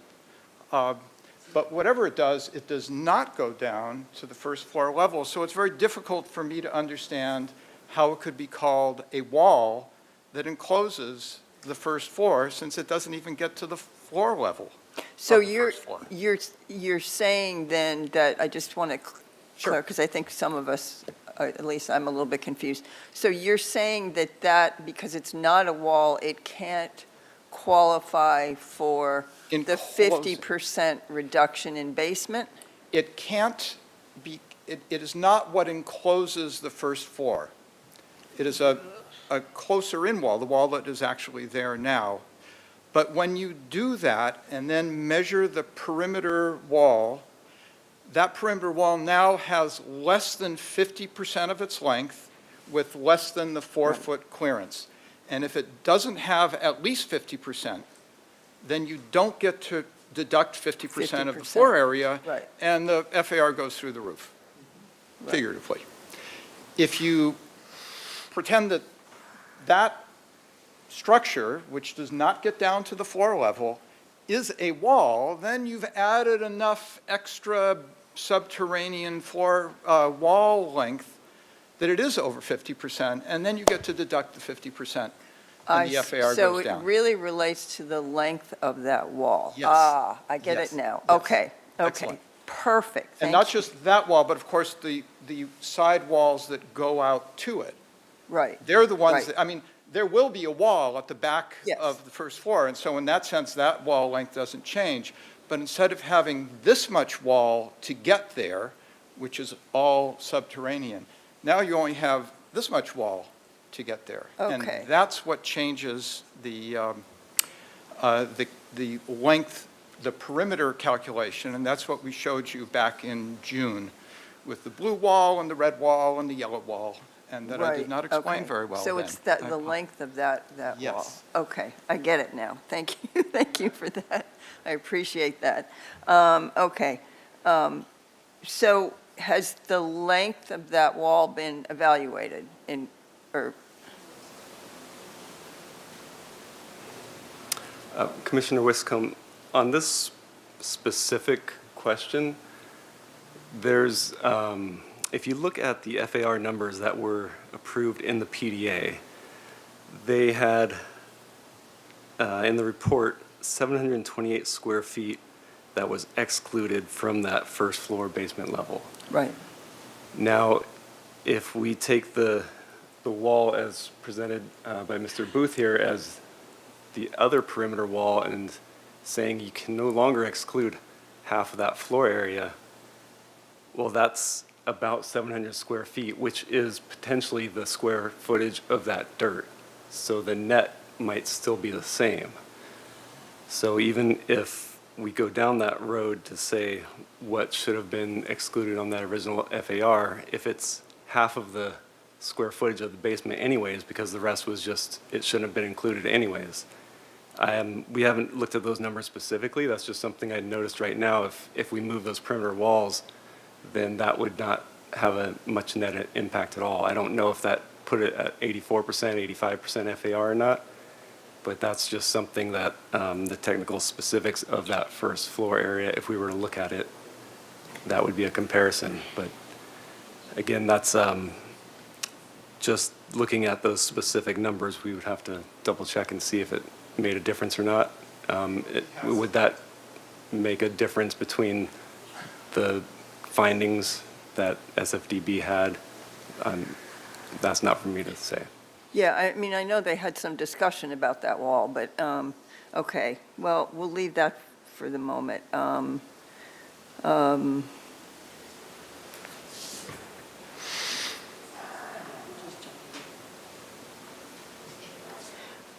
So I just want to ask, the appellant letter that was written by Mr. Booth on page 5 or 6 said conversion of existing basement to habitable space was part of project, but now complete demolition is proposed.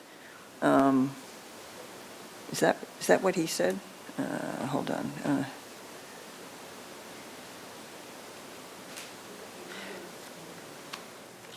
Oh, I know, okay. So, in other words, now the whole house is being demolished to build a new structure. And the disclosure was not made to Single Family Design Board or Planning Commission. And I guess this is for you, Mr. Weber, if you could come up to the podium, please. I have a couple questions for you anyway. Was it your intention not to mention this because you did not believe it was constituted a substantial change in the project, or what? That we're talking about you're now totally demolishing all the whole house, but you weren't originally until I think the Ashley Vance letter came out and said you need new structural integrity. Yeah, thanks for the question. When we started the project, and this is how it is on a lot of projects, in order to save our clients money, we try to reuse a portion, sometimes a little portion, sometimes a very large portion of the existing structure. And that's what we did here. And it makes sense for a lot of reasons, because a bunch of excavation has already been done, grading's already been done. There's a lot of value in those foundations, and we try to keep the project budgets down. In this particular case, as a project progresses and we have to make changes, like the Single Family Design Board, for example, asked us to carve away sections of the existing structure that are not conforming to the setbacks. And the SFDB and the City Council asked us to lower the structure. And then we evaluate the structural integrity, and it's low, of the existing structure because it's built 70 years ago. Not much is left. So even though we would like to and hoped to retain portions of the existing structure, in this case, we weren't able to. Okay. The fact, though, the fact, if I might continue, is that it's just not germane, because it doesn't change any of the ordinances we have to comply to. It doesn't change the design. It doesn't change the classification of the structure. It just isn't relevant to the issue. But, well, okay, I won't go there right now. Okay, and then council resolution read reduce windows and raise window sill heights if possible. Did you actually raise any window sill heights? We did not raise window sill heights, but what we did do is make changes to the proposed planting design and privacy screens in the locations that were at issue. And those privacy screens covered the entirety of the windows. So raising the sill height would not have provided any greater or less degree of privacy. We reviewed and presented those to the Single Family Design Board, and they agreed with us and approved the project.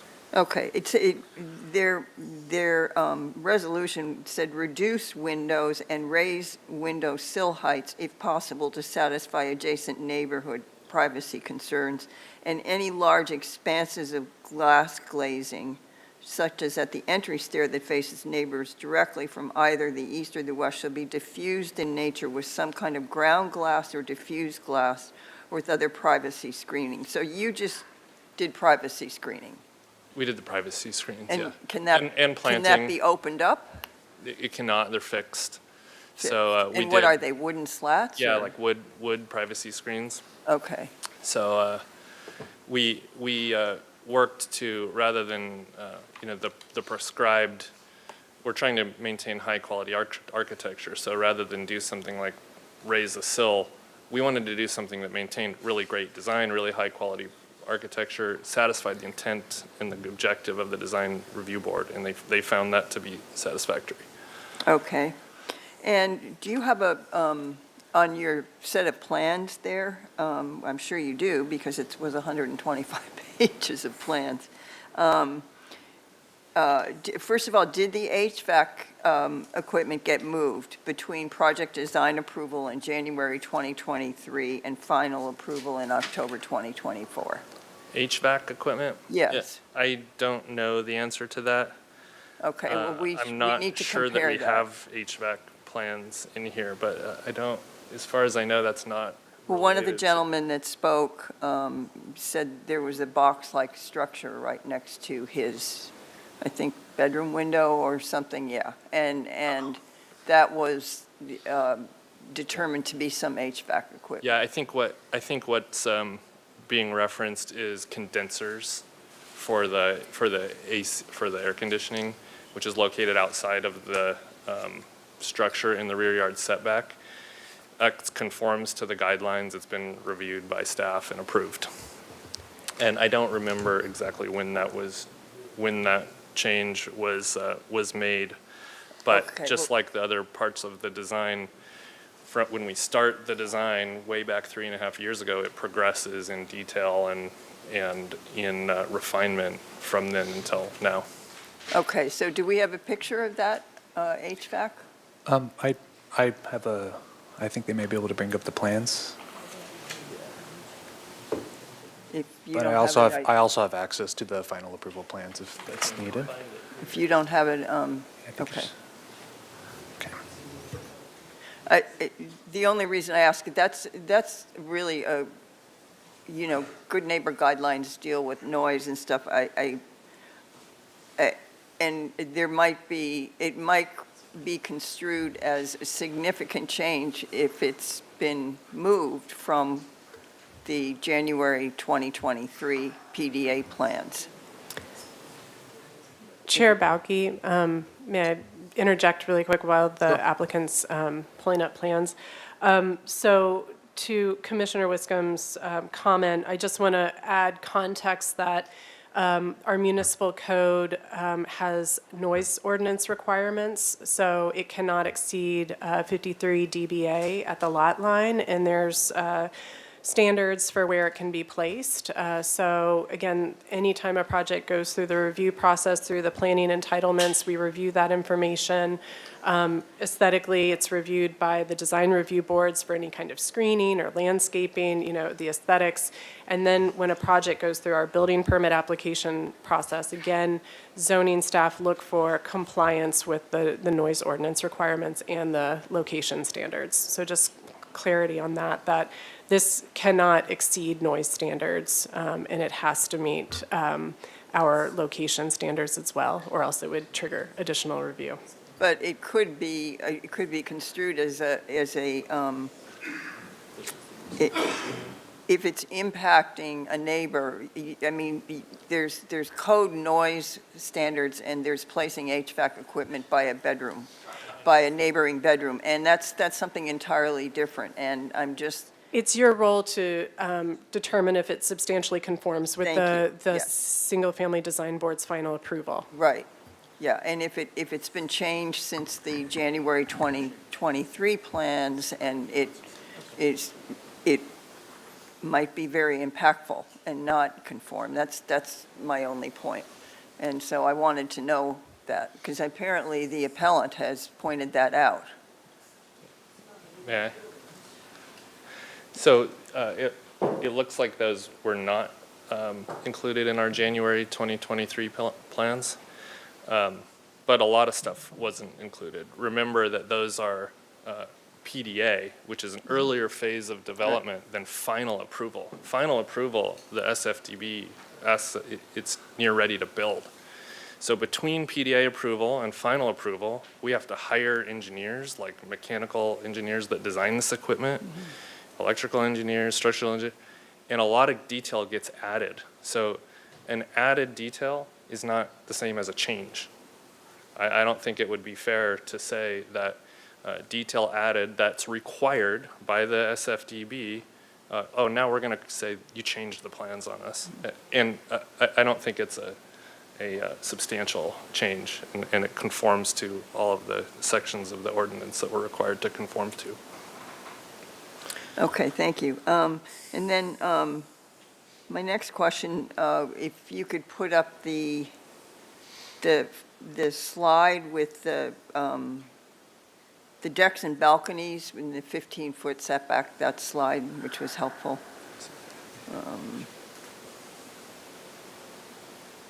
Yeah, that one. Yeah, okay.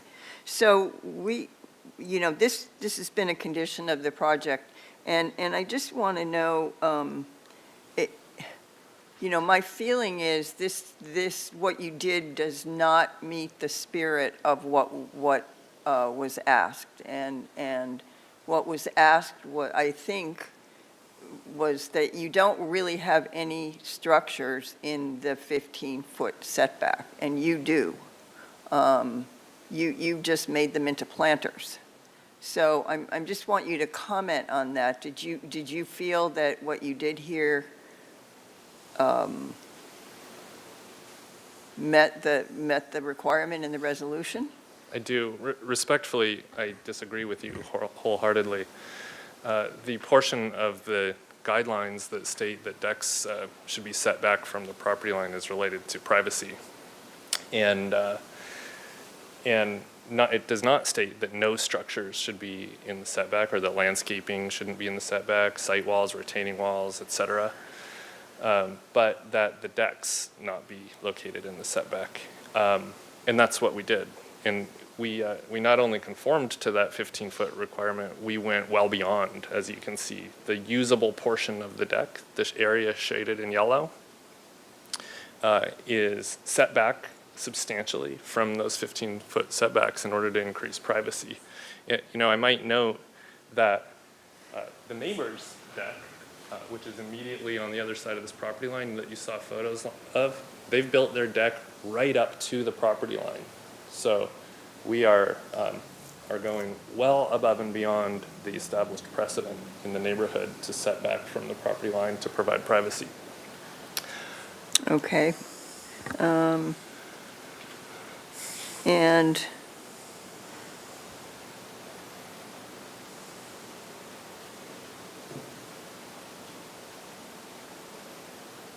did you add a new set of stairs to the design or change that? The appellant letter on page 9 says something about adding a new set of stairs to the design between April 2024 and October 2024. I don't know what that refers to. Okay. Okay. I guess that's all. Thank you. Okay.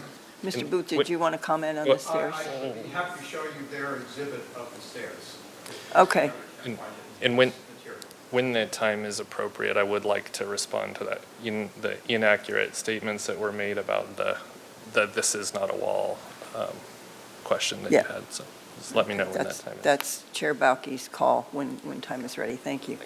Would you like to see the stairs? Yeah, I'd just like to see the stair. I mean, we're tasked with substantial conformance here, so I'm kind of just want to go through. No, I appreciate your attention to that. And you'll have to give me a moment to get to the right location for this. No, that's not what I meant to do. Excuse me for that.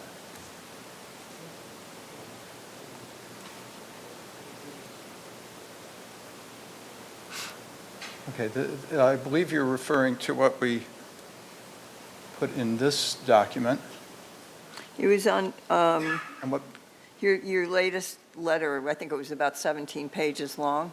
Yes, here we go. Yeah, have you added, it's on page 9 of that letter. There it is, right there. Okay. So there's the view. This is from the, you can see the change from the April 2024, where the deck extended all the way out, in which you directed them to pull it back 15 feet. There's the October 2024 plans. This is from their landscaping plans in that plan set, a little deeper into the package.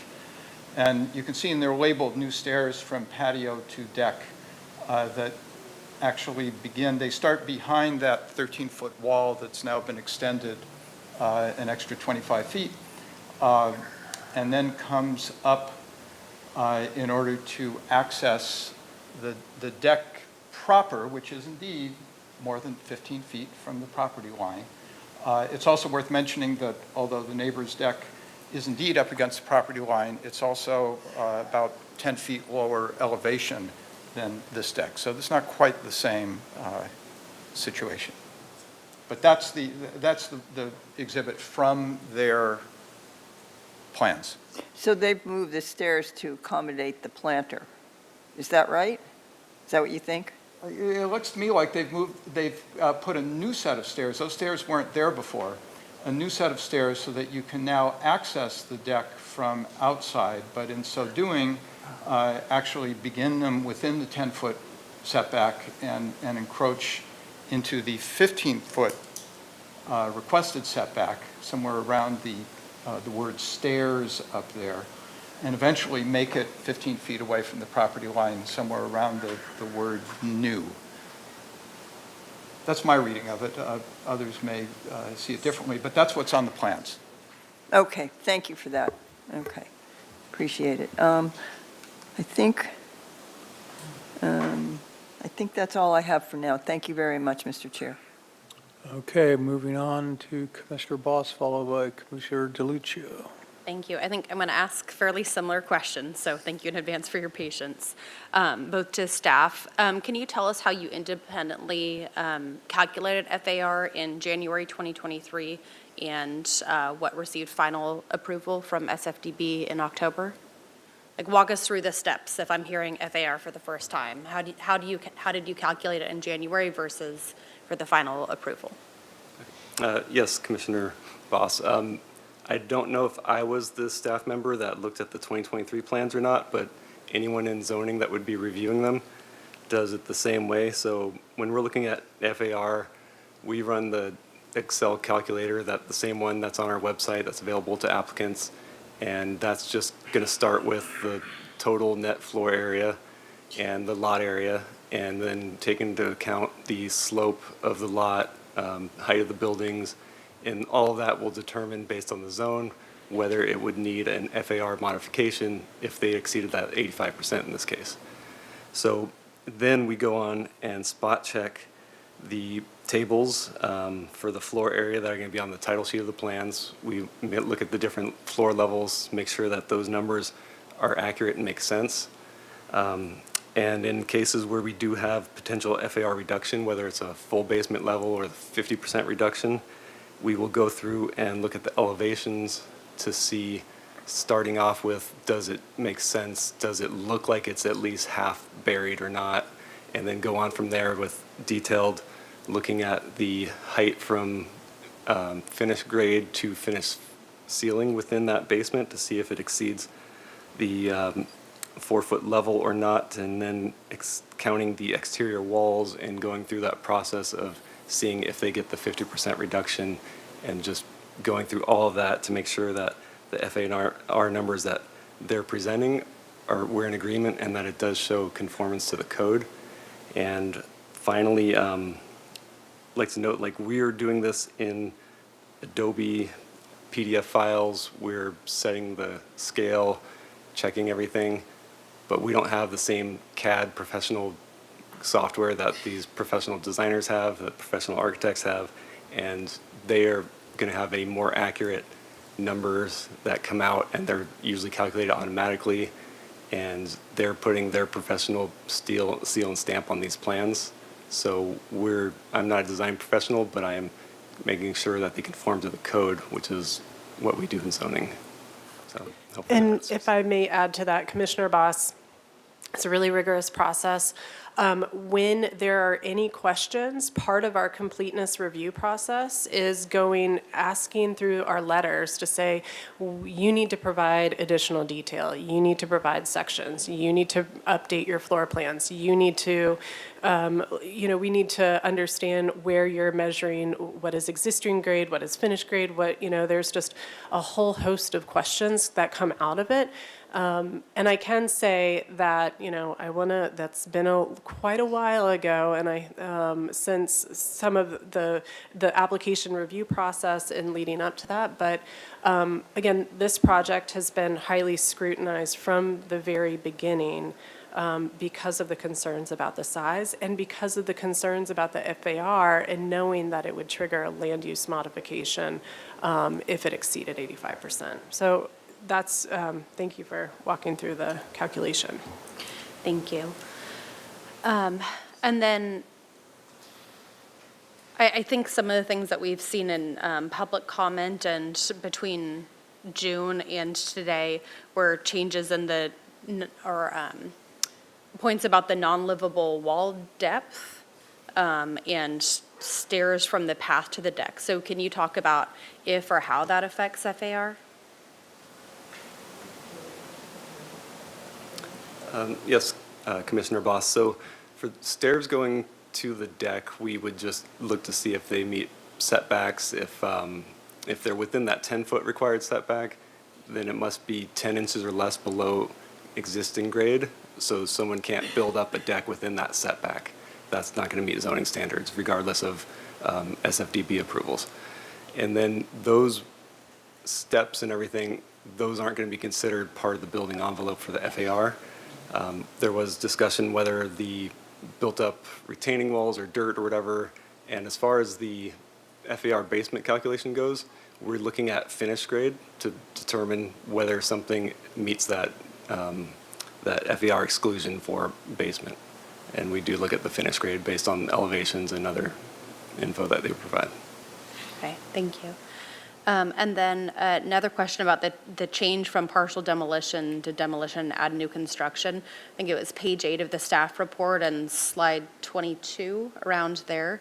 There are notes about that it was understood that it was demolition and new construction. Can you talk about how, just as a member of the general public, how I would know that or how I would understand the distinction? Yeah. Hello.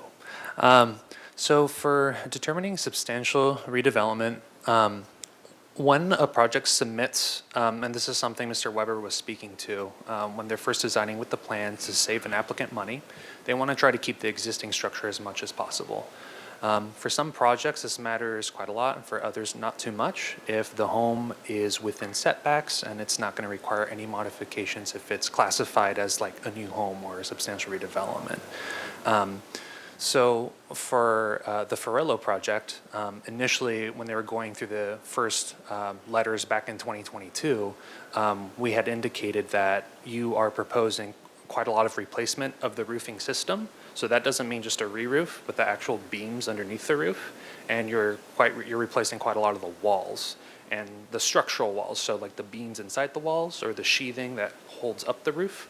So if you're replacing those, even if it's in the same location, it's still, you're replacing more than half of the roofing system, half of the walls, and then also half the foundation. That's where we tell the applicant, you're really close to this 50% in the roof, really close to the 50% of the walls. If you go over that, or if you're just underneath it, we're going to have you sign an affidavit saying that we are not going to we're not going to go over that 50% during the building construction phase. Because let's say, and this has happened before, where an applicant submits to the building permit, gets all their SFDB approvals and design review, but then the architects doing the work realize they have to demo more than 50% of the walls. The roof is already gone. Now it's substantial redevelopment. Now they need a new set of approvals and hearings because portions of the home that were existing and previously approved back in the 20s or 30s a long time ago, they now need modifications to continue to stay there. So a whole new design process adds thousands of dollars, months, And so this is why we're very cognizant of catching this on, both the architects and city staff, catching this on very early on in the process so that we can tell the applicants, you do need modifications even though it's as-built or existing. So for this project, we indicated that back in the second completeness letter back in 2022, 2023, the initial project we stated required modifications because it was within the interior setbacks. The applicant moved those out, kept the home within the setbacks to not require modifications, even though they're now building, replacing most of the home to essentially be considered new. So when we're talking about the language of completely new construction, substantial redevelopment, essentially counting as like a new build, these terms are a little bit interchangeable because once you reach that 50% mark, we're essentially looking at it in terms of zoning compliance as if it's like a new home, and that's where that wording comes from, even if you're only replacing all the roof and all the walls and you're keeping the same foundation. So hope that answers your question. And Commissioner Boss, I would just add that since the beginning, we charged this applicant for a new residence because it was understood that, again, it met the definition of substantial redevelopment, which is in the code. I wouldn't expect any member of the public to know that, and we call it the 50% rule, where it exceeds 50% on 2 of the 3, the roof, the walls, or the foundation. And so there were partial components of this project that were supposed to remain, but as the project continued to evolve and change, as Mr. Weber noted, some of that, the existing elements were lost, but it was always understood that this is essentially, should be a new home and was essentially noticed as such for members of the public, simply stated, a new residence at 1269 Farello. Thank you both. So thinking about the January 2023 as presented, staff considered the plans as presented at that time to be a substantial redevelopment or a demo and new construction. That is correct, and that's been the case since the very beginning. Thank you. Okay, Commissioner DeLuccio, followed by Vice Chair Wardlow. Boy, I heard a lot of good questions asked, but I always have more, of course. So let me go back with the FAR. Obviously, the FAR, the Single Family Review Board, does not get involved with the FAR, correct? That's done by, if it needed modification, or that would be done by the zoning officer? So Chair Bauke, through you to, oh my gosh, I'm completely blanking. Commissioner DeLuccio, so staff reviews the FAR and the floor area calculations, and we advise the Single Family Design Board that these projects meet the municipal code, or they still need additional work, or they're in compliance with the code. But the Single Family Design Board very much looks at the FAR, and they look at the comparisons of other homes, and that is part of the project design approval. When they approve the mass, the bulk, and the scale, and they make those neighborhood preservation ordinance findings, that's essentially what they're doing. They're approving the package. And as we know, this project was appealed to the city council, and they too approved the mass, the bulk, and the scale, and made those neighborhood preservation findings. So the FAR, but it still comes into context, because if there are any changes in the net floor area, we are continuing to scrutinize it to ensure that it's not triggering an additional land use approval. But it's not their approval. They are, so I guess. They're doing it from an aesthetic standpoint. Right, but if it needs approval, it's not through them, correct? It has to be done by, if it exceeds the FAR and it needs a modification, it's not part of the Single Family Review Board. That goes to the Planning Commission. They're given the FAR. So if anything, if a land use modification, an FAR modification would have been triggered with this project, it would have required a land use approval that is a decision of the Planning Commission. And would they have been able to get the final approval without determining what the FAR is, or would it have to come here first? I'm not sure if I fully understand your question, Well, but staff have to ensure that, again, it does not exceed, that it's under the 85%. If it exceeds the FAR, would it get a final approval, or would it first have to come to Planning Commission if they're planning to exceed the FAR on a project? exceeding the FAR, if there is a land use decision, that has to come before, not only, it has to come before SFDB project design approval and final approval. The Planning Commission's Okay, decision that's would the be answer. first, So I guess the and then question. project design approval Excuse and me, I final guess the approval. question here is, with the FAR, I'm a little confused by the FAR right now because I'm hearing that it does not exceed, the FAR comes under, it's 84%, it doesn't Correct. exceed 85%, I'm hearing. And I'm hearing that the zoning staff has done an analysis, but they don't have the tools that are as expert as a developer has. So when you get information from the developer, they're sending it, they're giving you their information, they have supposedly some kind of computers to do it or something? Do they give you a printout or something to verify what the FAR is? How do they communicate that to you as proof of FAR? So, to Commissioner DeLuccio, so every project, every single project, whether it's a design review only, whether it has land use modifications or any kind of land use approval, we go through the same review. And so on every single plan sheet, we require the FAR calculations. For every single family residence that's 2 stories or more, it has to be the first page on the plans. And it's really one of the first things that zoning staff looks at. I understand all that, but And is it, so, what's you the know, proof of I know you're performance? asking about different software, and I Yeah. think that we should just trust that zoning staff is looking at, applies the same standards, and we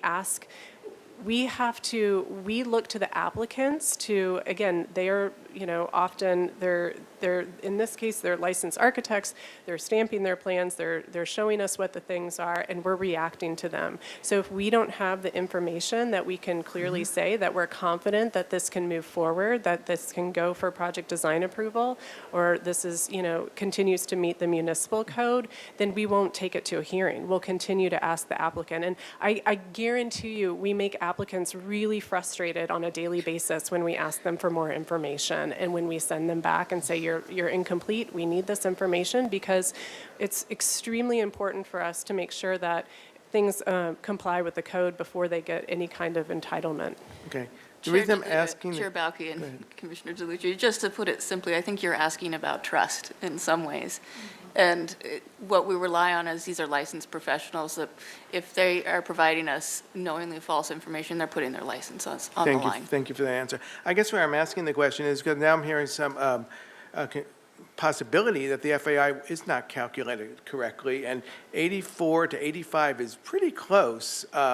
So, and then, with Commissioner Wiscombe, what she was bringing up about the walls and everything, and that calculation, which you said you did not take into consideration, that may trigger it to 85 or more, a little more.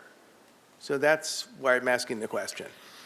So I'm not sure I have the answer what that the FAR is 84 or maybe 85, or it could be a little bit more just from this conversation if we are going by the wall, starting to look at the walls and measure the walls. Okay, that's that. The other thing is the balconies.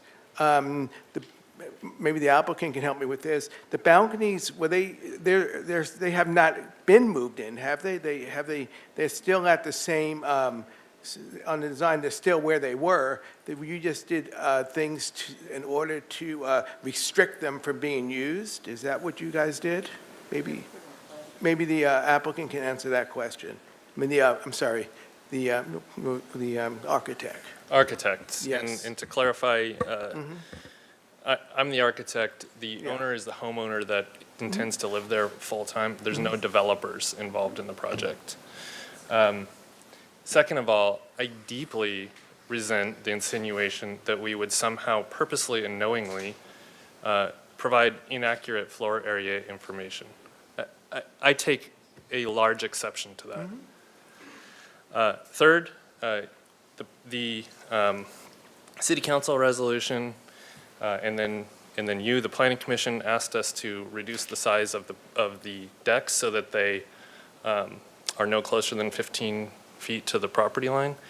And that is exactly what we did. We reduced the size of the deck. So the deck itself, the area you can walk on, sit on, put patio furniture on, is reduced in size and is further away than 15 feet from the property line.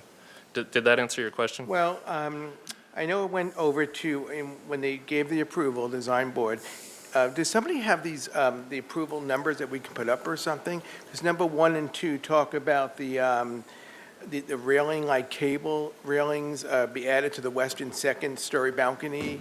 Does that have to do with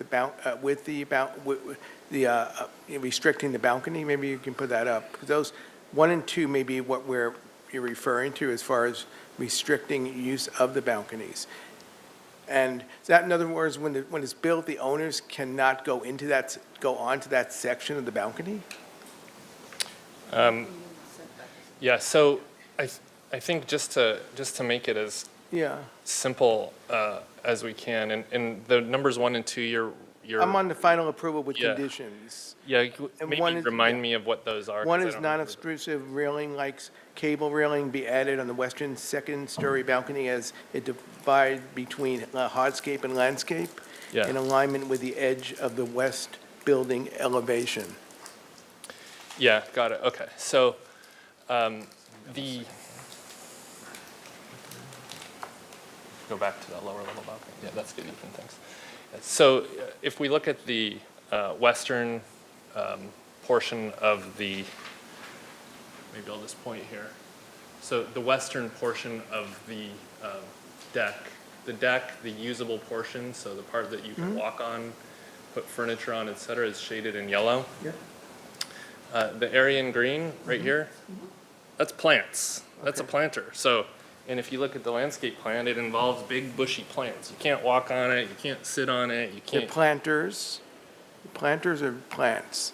I don't understand.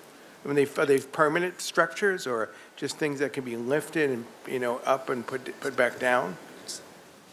No, it's an area of dirt with plants planted in the dirt, just Okay. like you would see in a garden or a landscaped area or any other planted area. That's helpful.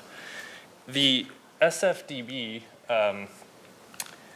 asked in their conditions to put a railing right along this line, a cable railing that stretches across this divide between the deck and the planted area. Now, there's some very questionable wisdom to that. And if you go back and watch that hearing, you can see that the SFDB didn't really quite understand what was going on here. But nonetheless, they put in their conditions that we add a railing across this line.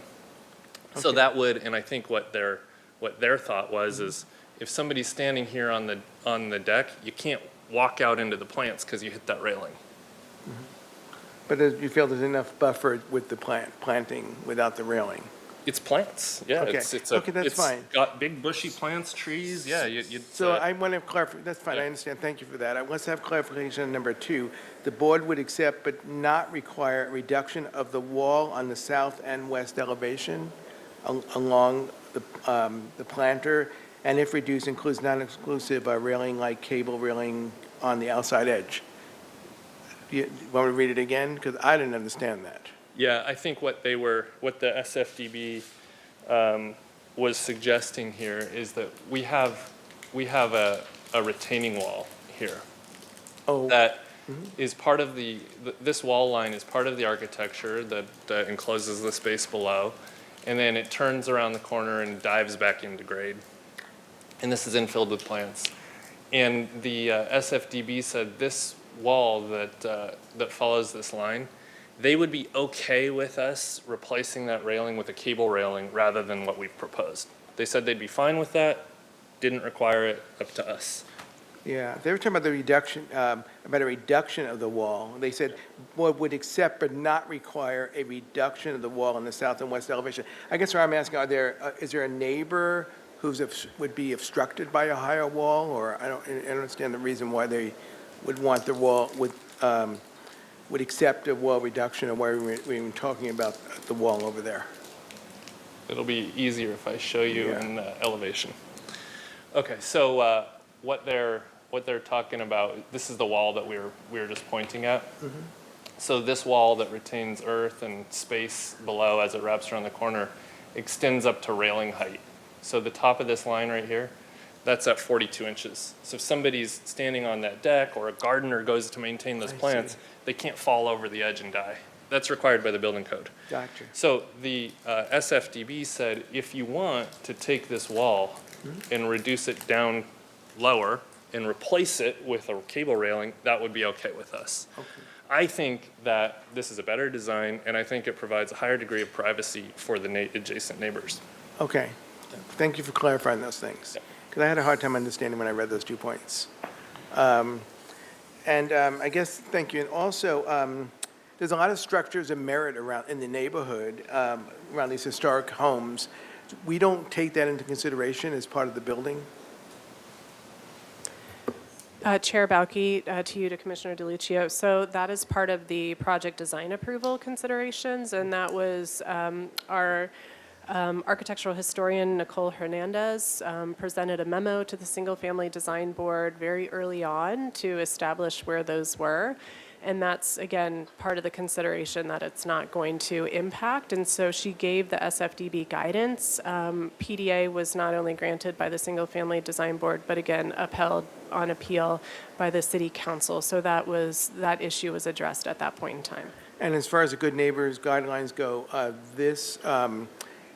by right, what they are building is permitted?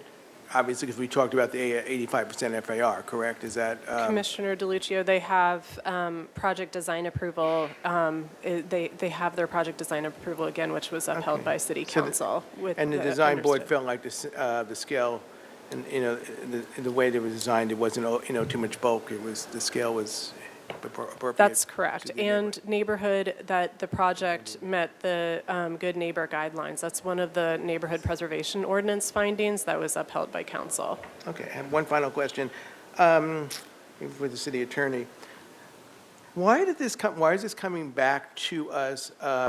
We voted way back when to uphold the appeal of the appellant. So did we do that without prejudice? Right, so if you'll recall, this question came up of what would happen if you upheld the appeal. And the property owner had the option to either file a lawsuit, it's known as a writ of mandate, or because they've already had their substantive approval, which is project design approval, then they could try again for final approval. Okay. And so they tried again. Okay. And they got appealed again. Okay, thank you. Those are my questions. Okay, Vice Chair Warlow, followed by Commissioner Wiscombe. Thank you, Chair. And thank you, staff, and to the applicant. I know this has been a lot of work for everyone involved. So I'll try and be brief, given that my fellow commissioners have asked a lot of questions.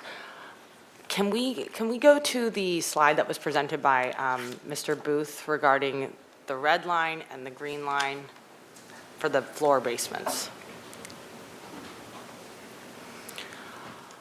I just want to understand from staff, what is the line that you guys are believing that we're working on here? As well as if this presentation was provided to the Single Family Review Board, are we all unanimously operating off the same set of facts, and did everybody already agree that it's which line? There we go. That one? Yes. Okay, so the red line is the line that was presented in 2023. Is that correct? Yes. Okay. And the line that is today. Okay. Yes, sorry. I am asking staff, but thank you for putting this up. I really appreciate it. I may have some questions for you, but I really want to understand where staff is on this, because they're the experts from our side. So, okay, so red line was what was submitted in 2023, correct? If we may, we're going to pull up our PowerPoint, if we could switch, Mrs. Sparza. Okay, but then,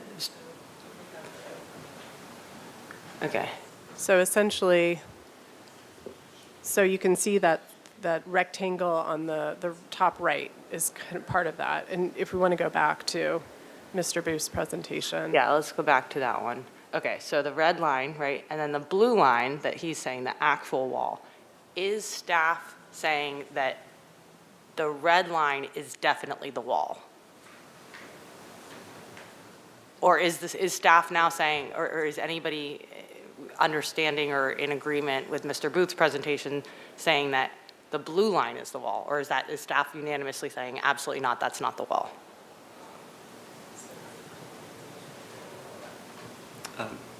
Yes,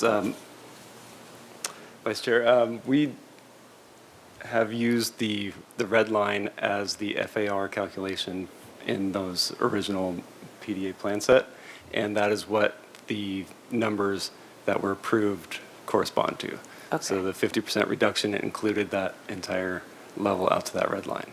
And so now, is staff's position that this idea that this blue line is actually the wall, is that just totally nonsensical? Where does this come from? Like, or is it? If I may, so essentially, the red line is still the wall that we're measuring the floor area. So with exception to a small sliver on that right-hand side that's been now been- excluded. right. So we've always used the whole basement level to calculate the floor area. But there's distinguishing between livable floor area based on our municipal code definition and net floor area. So as part of the FAR calculation and looking at the total floor area, that entire area, and this is kind of, if I could switch back to staff, I just want to say this is, so this whole blue thing, that's how this is all considered floor area. So can you make it blue? All right, for the project design approval plans, everything on this basement level in blue was used with the calculations. It's very confusing because then we start to go into does it qualify for the 50% reduction based on this and that? And if you can go to the final approval plan set, go back to Wait, can we go back? Okay. Yeah, that. So this, where the green and blue is, you can see we're still considering all of this floor area. Oh, wait, I'm sorry. Can you go to the final approval? Is there one more? Okay, see, we're still considering all of this floor area, but the applicant, instead of having that as unheated space or kind of, it's all considered livable based on the definition in the municipal code. So this floor area has always been part of the calculation. And you can see there was a small reduction of the floor area, even though the livable floor area increased. See it in green. It's all livable now. All of it is conditioned. It will be finished so-and-so. But it's still all considered floor area. And the only part that was excluded, if you can, Mr. Herrick, if you could just point to that little corner, that portion of it was removed. So in our staff report, we talked about the livable floor area expanded, but the net floor area was reduced. And the reason is because that little sliver. But that's always been considered part of the calculation. So I just want to be really clear about that is the assumption of what we reviewed, and that was considered to meet the 84% FAR and not go beyond that. Okay, so then what the appellant is saying is that this wall, this red wall that the city has used to then calculate the FAR throughout this entire time, is not in fact a full wall, right? That's what they're alleging? That it doesn't count to Commissioner, enclose the area? Yes, because I believe based on Mr. Booth's presentation, in the sections, you'll see that the walls don't intersect with the floor. It kind of just ends in the dirt, whereas the blue wall intersects with the floor and is like structurally what is giving support to the upper floors. But for calculating floor area, we don't look at the structural walls, or it's the whole entire basement has always counted towards the entire floor area.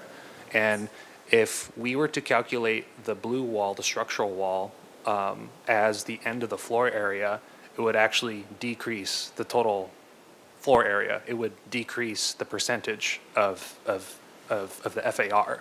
So it's actually, we're doing it this way, measuring up to the red wall, is we're including more floor area, the maximum amount of floor area that could possibly be included in the footprint of the building, we're including it in these calculations. Isn't Mr. Booth's whole argument is that if you expand, if we're going off the red line, right, the bigger version, then that allows for the ability for the 50% reduction, right? So I don't really follow how going off what you're saying is that we're doing the maximum, but what he's saying is that if you're allowing that outer whatever wall, quasi-wall to count as the wall, that then you get the 50% reduction, right?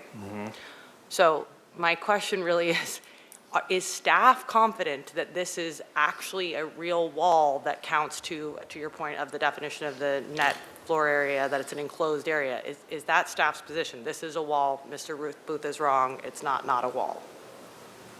Yeah, I'll let Mr. Nairo answer that, but yes. Yes, Vice Chair, this is what we've calculated at the whole time, and that's what we were presented with, and we agreed with what was presented to us. But they're saying, and I really apologize, like, I'm trying to work through this, because this is complicated, and I understand that people have very strong opinions about this, and so I just want to make sure I'm getting a good understanding. So if the appellant is trying to argue that this, in fact, is not a full functioning wall, right, is staff's position that they were aware that maybe it's not a full wall and that you're still counting it as a wall, or are you saying that you were not aware of this, like, when you were thinking about this? We are calculating it as a wall, and we've always calculated it as the wall and included and measured the net floor area based on these based on that line, essentially. Okay, so Mr. Booth's presentation regarding that this is not a full enclosed wall is inaccurate. He can have his arguments, I think that, but again, when we're calculating floor area, this is how we've done it, and we feel confident that it meets the zoning code. Okay. Because to me, this is kind of the crux of it, right? Like, I think staff has done a really good job of explaining the issue around whether this is a partial demolition, a full demolition, like, that issue I feel like has been addressed, but this issue of conformance, right, and this, it seems the crux of Mr. Booth's argument is that we are miscalculating, and staff has miscalculated, or not even calculated, but like is viewing a different wall than what they're saying, alleging is a wall, is a significant disconnect. I'm still not, I think I may want to just hear from my fellow commissioners if they can dive into this more. I'm still not feeling really confident that I understand that you guys are saying that since the beginning of this project, this has been the way in which you've calculated it, but that I'm not really hearing that, like, yes, we're 100% confident that this wall counts as a real wall and those types of things. And I think there's some concern here because of what happened in the last hearing where there were mistakes made, where then the commission had to step in and then require something that was not going to then be required. So that's why I think we're all trying to really understand this as well as we can. I want to be very clear that I have no concerns about anyone in terms of trust or in terms of that everybody's trying to do the best they can, and everyone has worked on this a tremendous amount of effort. So I think we're just trying to really understand the crux of this. It seems to be a significant difference if one team is saying that something counts as a wall and the other is saying it doesn't. So if you guys are just objectively confident, then is that what it sounds like that's what you're saying, right? This is just, I'm not hearing like resounding confidence, I guess. I know. I think that we've treated it as a wall, and that's how we've measured the floor area, and that's our position. And it's not up to staff to determine substantial conformance. It's really, we verify the plans. Again, we're scrutinize them ad nauseum in order to ensure that it doesn't exceed 84%, and then we leave it to the single-family design board as to whether or not they believe it substantially conforms with the project design approval. So that brings me to my second question. So was this whole the two-line wall issue this presentation, was this brought to the single-family design board already? That's maybe an iteration of it. The concept was brought up. They looked to staff to ensure, in the October final approval, and then they made, one of their conditions was acknowledging, because I know this came up during the June Planning Commission appeal, one of their conditions that they were able to say that it substantially conforms is because the exterior walls haven't changed. So the livable space might have been modified of kind of what was habitable versus not, but the exterior walls haven't changed, and that's how they were able to make substantial conformance. So the exact So thing that that's I'm the base. asking about, of this wall, is this the real wall? The board already determined, yes, in fact, this is the real wall. That's how we're making the findings, because it hasn't changed. And if I may, right now, there are 3 there's actually more, but one had to recuse herself wasn't able to participate in this decision. But we do have licensed architects on the That's why board I'm who are asking. verifying the work of the applicant. So, if it's not, staff are, I always say, staff are doing the zoning review, making sure, but if there's something off, and particularly when there's this amount of controversy, they can also take a look at it and say, this doesn't make sense. And so that's why it's very helpful for me to understand, and I'm sorry if I missed this, that this entire presentation that Mr. Booth gave was given at the October hearing, where the Single Family Design Review Board said, no, Mr. Booth, we choose to disagree with you, we're going to move forward as is. It was highly, Mr. Booth presented public comment, included comment letters. This item was discussed. Again, it was reviewed. Every board member reviewed the Planning Commission hearing that back in June to understand what the issues were, because the Single Family Design Board spent a significant amount of time going over each and every condition, because it was so critical to make sure that they were trying to honor what was happening and the different issues in place. So yes, this was. All of this was discussed. And I mean, maybe not the full 15-minute presentation. Mr. Booth wasn't able to present everything, but again, there was public record that included these elements. Okay. And then going back to the Single Family Design Board, I kind of have a question for the man who was the chair of it. He may have left. He made public comment. Did he leave? Yes. Brian Miller. So, and maybe I can ask staff this, but so was he on, when did he leave the Single Family Design Review Board? So he did not approve this project, I would take it, given his comments? He was not the chair, and nor was he serving on the Single Family Design Board when it received project design approval. But he was, I think, at the first or second hearing, concept review hearing. And so you can imagine the concept review hearing is, this project has changed completely since the first and second concept review hearing. It's completely oriented in a different way. As Mr. Herrick's mentioned in his presentation, it was scheduled for 14 hearings. I think it's had 12. It's gone through a significant amount of process. And let me be quite frank, like, this is not the outcome that as the design review supervisor, I do not want to see this type of outcome with neighbors, with applicants. This is less than ideal and quite frankly, rather painful for all involved parties. And, I think that there have been a lot of changes to the design. We have to honor the process. We have our own internal review process, and then there's the very public hearing process that everybody has a right to. So making sure that everybody's been participating, that the applicant has a fair shot, and that, again, essentially just being able to get to the point of a decision, that the applicant has a right to a decision. Well, I definitely agree. This has been a very long process, and I'm sure lots of people have spent an enormous amount of energy on this. I think that's the remainder of my questions for now. I'd like to hear from Chair Bauke, and then I may have another question. Commissioner Wiscombe. Sorry. Okay, I just have 2 questions. I think we sort of keep circling around this, and I just need it for my own clarification. The difference between a substantial redevelopment and a new build is what? And what does it trigger in the review process? Chair Bauke, so Mr. Herrick's is going to pull up the definition for substantial redevelopment. Anytime a project qualifies as substantial redevelopment, we consider it a demo rebuild. When I say we, I mean staff. And where it comes up most importantly is the coastal zone.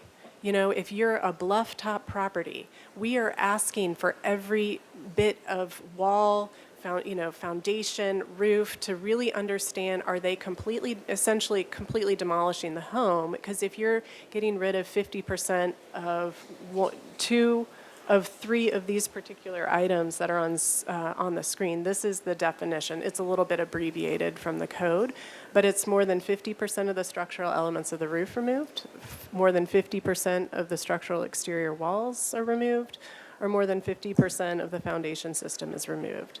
So this project from the get-go was substantial redevelopment. They were going to get rid of the entire roof in order to build. So that's point one. They did have some portions of the residence that they were trying to, the foundation or the walls that they were trying to maintain. But again, all of that is really irrelevant because they met substantial redevelopment from the get-go, and we charged them the fee for a new residence, and we essentially noticed this project as a new residence at 1269 Farello Road.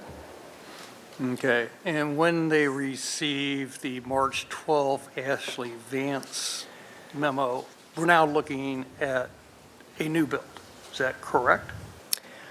If I understand it correctly, that was really just identifying what would no longer be able to be used or need to be compromised. So they were looking at what was attempting to be remaining, but that memo doesn't relate to our review and how staff saw this project from the very beginning. That's where I'm getting a little confused. It pretty much tells you basically have to scrape the site to build what they want to do, and I wasn't surprised that was the answer that they came up with. And my question is, if it's a new build, what is different in the single-family review process between that and a substantial redevelopment? Is there anything different? Do you review it different? Is it got a different set of standards or FAR requirements, or is there anything different between the two? If anything, sometimes people say, I'm doing a second-story addition, okay? And then it may not trigger a notice. Maybe the addition, the second-story addition is really small. Maybe there's something else. So it really has to do when you're doing a new second or higher story project that's going to get a public notice. That means, it doesn't qualify for administrative approval, meaning staff level approval. There's just certain things in place that, again, there are all kinds of scenarios, but it's more important to understand what, for substantial redevelopment, if there's a non-conforming aspects of the structure of if you're doing, like what we ask for, if you're doing a substantial redevelopment and you're trying to maintain certain elements of non-conforming, meaning your residence is in the setback, we say, hey, you need to conform with it's time to conform with the zoning ordinance. So that's our cue for staff in zoning comments to say, okay, this project is substantial redevelopment. That means you're expected to bring this into compliance with today's code, even though the existing structure may not comply with today's code. So there were non-conforming elements to this particular, to the current residence that's there. And initially, they did try to propose a design that could use that. And we said, time out, you're going to trigger modifications. And the applicant changed their design to bring it up to today's standards and no longer use those non-conforming elements. And they wouldn't have been able, like zoning doesn't support modifications that don't conform to the zoning code when it's substantial redevelopment. That's just kind of our policy. Okay. The other question that I think Vice Chair Marlowe brought up, and it's just what I'm trying to just sort out is, and tell me if I'm wrong about how I'm understanding this, is based on how you calculated the FAR by using sort of the outer, we'll call it the outer perimeter. I won't even use the term wall because we'll get into that. The outer perimeter was greater as far as the area, and because of your allowance for using that area and its ability to qualify for the basement 50%, we end up with a larger amount of FAR that this project could use. Is that a correct way of looking at it versus if you took a more conservative view of what the perimeter was, you wouldn't get as much 50% additive and the number would be a lower number? I'm trying to put A plus B plus C together. Is that how this works? Potentially, yeah. It depends on the project and the design. I mean, it's up to the architect. If we identify it during that initial review and we say you don't qualify for the 50% reduction or 100% reduction if they're going for a full basement level, they'll come back and redesign it to avoid having to get an FAR modification. And so if at the beginning we would have identified it and said that you don't qualify, they probably would have done a redesign or something. It's easy to move some walls around usually and qualify or not qualify. So it's really dependent upon what their goal is in their design and showing to us that it meets our standards. And from the get-go, we've been using that perimeter wall as they've shown it, and that's the FAR number we've used. If they wanted to play around with it, they probably could have. So they didn't change anything that was related to that initial one through that beginning of the process, because we never identified it as exceeding the 85%. Okay, and maybe this, well, Ms. Kukinda, this is sort of a bigger question. What is the rationale for the basement category in this 50% thought process in the first place? I mean, floor area is floor area in my world. This is So- a lovely zoning question that Mr. Nywer would love to answer. So whenever I see these projects where they are on the cusp of qualifying for reduction or not, I have to go into that code and read it word by word again, because it's, the 50% reduction is a little weird, where you guys have probably read it through so many different staff reports where it talks about partially below grade reduced on any floor which is partly below and partly above grade, such as a basement, cellar, or understory. The total floor area of that floor may be reduced by 50% from the floor to lot area ratio, FAR, if more than 12 feet, but less than 1/2 the entire length of the perimeter has a distance from grade to ceiling greater than 4 feet. So that, I have to have that definition out while I'm looking at those plans and going back and forth. But the net effect of the way this was written in the code, and it goes back to prior to Title 30, it's the same language in Title 28, is if someone's either in a hillside or if they want to have a flat lot and have an underground basement, that they could have a fully underground basement that doesn't count towards their maximum floor area at all. So that's fully excluded. So if you're on a hillside and you hit that 50%, you're at least half buried, kind of. You can reduce it by half. And what that allows is that someone could have a smaller lot and still have a large usable floor area if they wanted to have a large basement or something. And in the hillside, they can't necessarily just build up grade and claim that they get to lose all of this floor area, just disappears because it's all underground. Because in the hillside, we also look at what's your maximum height. And also the design boards have the different threshold of the 85% in the code also versus a 100% FAR if it was not in the hillside or exceeding a certain height and number of stories. So it allows people, if they really wanted to have a larger home, you can do it so it doesn't impact the neighborhood. And then if it's on the hillside, you kind of meet in the middle where you might qualify for a 50% reduction. And it's just something that it's been that way for decades, and it's, like I said, it's always one that takes a while to parse through it on each set of plans that looks like it might apply. Okay. Well, thank you for that, because that was, it just seemed, well, that's commentary, so I'm going to leave that. Okay, thank you. Commissioner Wiscombe. Thank you, Mr. Chair. Just along those lines, Mr. Weber, you had a diagram showing how you analyzed the 50%.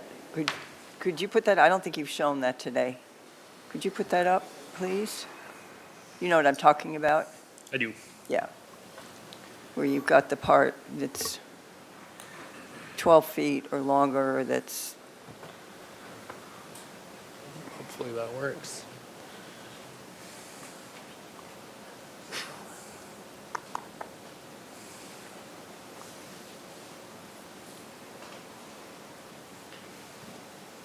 okay. Yeah, sure. So for the record, I'm showing the October plans. that are demonstrating compliance to the 50% reduction of the floor area ratio on this level. Yeah, and your presentation, page 19, please. Yeah, page 19 of our presentation today. Sorry, page 9 of our presentation today. Okay, so it's wall length where adjacent ceiling is within 4 feet of adjacent grade. And you have 112 feet, 4 3/4 inches. So that's over 50%, right? Right. I'm getting that right. Okay, so my question for, I think zoning or whatever, is adjacent grade, is that existing grade? And how do you verify that if it is? Because it can't, you could put fill in there and get the calculation of 50%. You getting my drift? Commissioner Wiscombe, yes, and it does go by finished grade for the FAR. So you actually look at the grading plans? Grading plans, we look at the elevations, whatever we can use to determine the finish, the height from finished grade to finished floor or finished ceiling that meets that code standard.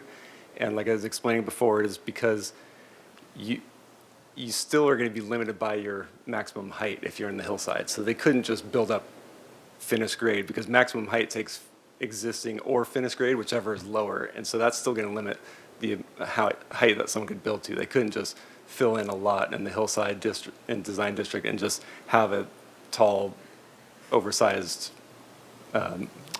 single-family home. It's going to be limited by either the height or the floor area. And it's kind of that interplay of those two, and they're different standards. One is finished grade. The height goes from finished or existing grade, whichever is lower. Hopefully that Okay, so clarifies. we're looking at the existing grade outside the wall in the hillside, and then we're looking at, if you want to put up the elevation, that would be, so we're looking at that, and you as staff analyze that they're using, in this case, the existing grade to meet their 50% or greater calculation for the basement reduction. Is that correct? Commissioner Wiscombe, in this case, we would use existing or finished grade, and it allows them to do a retaining wall if it's potentially going to add a higher finished grade, but the retaining wall can't be part of the actual building. So in this case, they have a retaining wall that's going to end up being like a planter or something. The retaining wall that we're looking at can't be the building wall itself. And that's defined. We look at what captures the definition of a building, and that's one of these things where we do jump back and forth. And so it talks about, the FAR talks about the exterior building wall. And the building definition in Title 30 is any enclosed structure having a roof supported by walls for shelter, housing, or enclosure of persons, animals, or property of any kind. So in the case where they're showing that planter, we don't consider that the building wall. The building wall is where the floor area stops. Okay, On that, okay. for where they, made the planter wall, retaining wall, if that makes sense. Yeah, I think it makes sense. So the appellant's argument really is that in the 2023 plans where they planned on using the existing wall, it had no footing and it didn't go down far enough to be able to qualify for this. Is that correct? For the 50% reduction, yes. And Mr. Booth is, for the record, is nodding his head yes. So, okay. I guess that's my question. Thank you so much.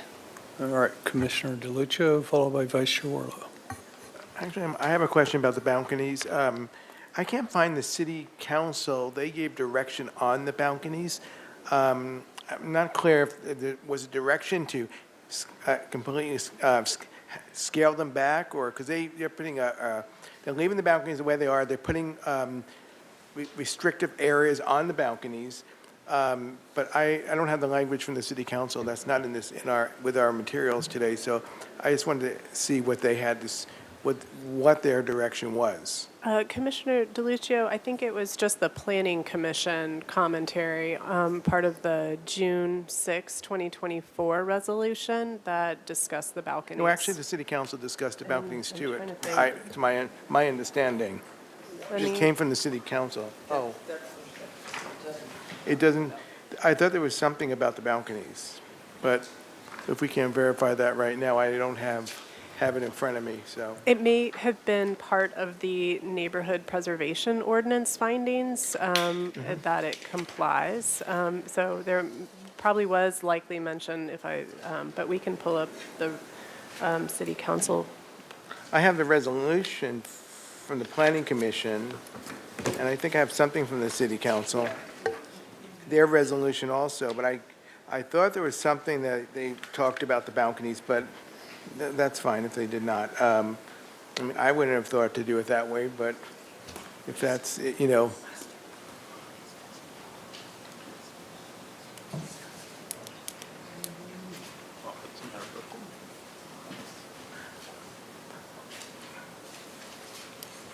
Commissioner DeLuccio, so I'm seeing here if we could ask Mrs. Sparza. So you see one of the good neighbor guidelines. This is one of the neighborhood preservation ordinance findings, and the city council said the project generally complies with the good neighbor guidelines regarding landscaping, noise, lighting, and privacy to the greatest degree possible by the moving of the massing in response to those concerns. Decks and balconies are located more than 15 feet from any property line, and that complies with the single-family design board guidelines. So that was one mention of the balconies.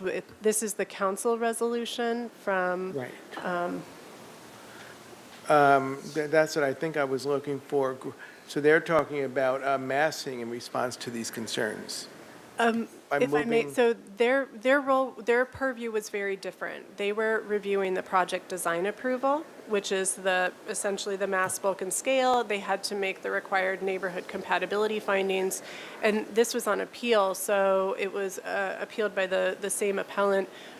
They were reviewing the single-family design board's approval of this project, and the SFDB was able to make the required findings. They added some conditions to that approval. Essentially, council upheld the single-family design board's project design approval, and this is the resolution of how council was able to make their decision and grant project design approval. And they had just a couple of small conditions that this applicant has. What does 6 say on top of that? Anything? Good neighbor guidelines, does the project generally comply with the guidelines?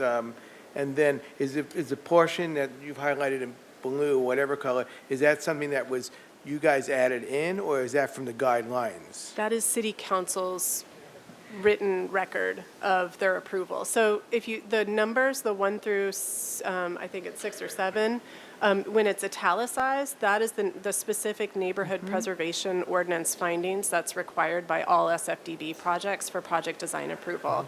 And again, the city council, when the project design approval went to appeal, they had to make these same neighborhood preservation ordinance findings. So the italicized writing is the well, I'm going to shorten it, MPO finding. Yeah. And then the highlighted portion underneath is how they were able to make the decision on So each that of was the added findings. later, so this is added. That was added, that was the, it's the same thing for. It's added, you start a condition, it's like a comment's added for this specific situation.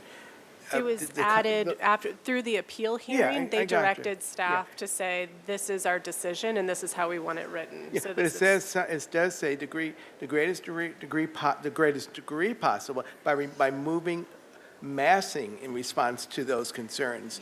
Decks and balconies are located more than 15 feet from any property line. So, all I'm saying is this is what I was looking for, and this was added in response to the appeal that went to the city council. Even though they did not uphold the appeal, they did make this comment was added as part of that documentation. Chair Bauke, Yeah. Commissioner DeLuccio, Yeah. what they're saying is we can deny the appeal because we find that the applicant has moved this project and the massing, lighting in a particular way that we find that it's it complies with the good neighbor policy, and that because the decks are located more than 15 feet from the property line, that's why we can find that it meets this. But are they located more than 15 feet from the property line? Yes, that's what they're saying. They're saying it's 15 feet from the property line, so it's compliant with the state law, or excuse me, with the municipal code.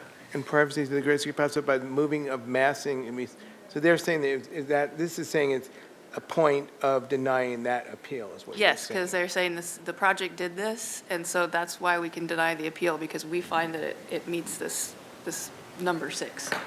Okay, thank you. So then what is the issue on the balconies now then? So back, Commissioner DeLuccio, on June 6, 2024, the Planning Commission directed staff, I wasn't at that hearing, but the Planning Commission directed, first of all, upheld the appeal. So you sided with the appellant for the first final approval appeal. And you gave direction through the form of a resolution, which is pulled up here.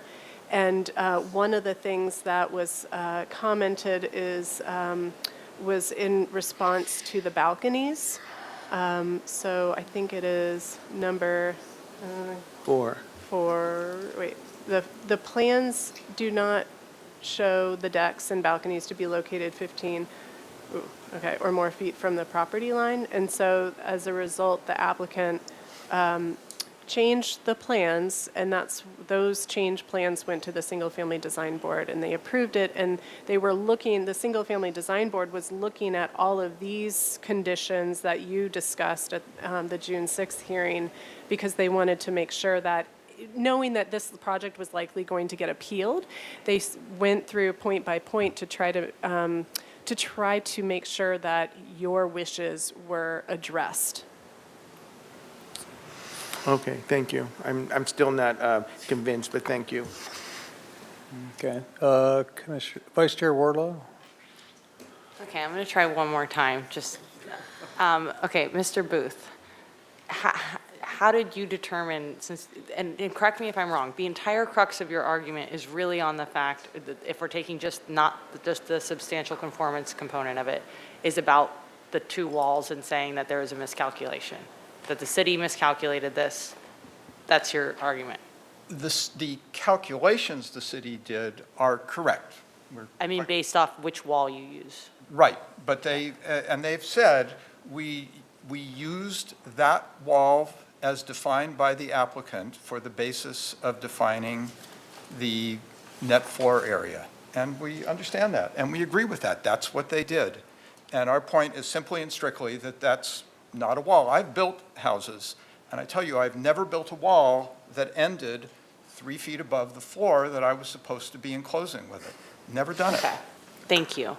Staff, if the drawings are showing that the wall is not, to his point, 3 feet below, then is it still counting as a wall? I can understand why staff would not have gone through this extensive, I mean, if you guys didn't look into it this much at that time, but is that still a wall based on what Mr. Booth is saying?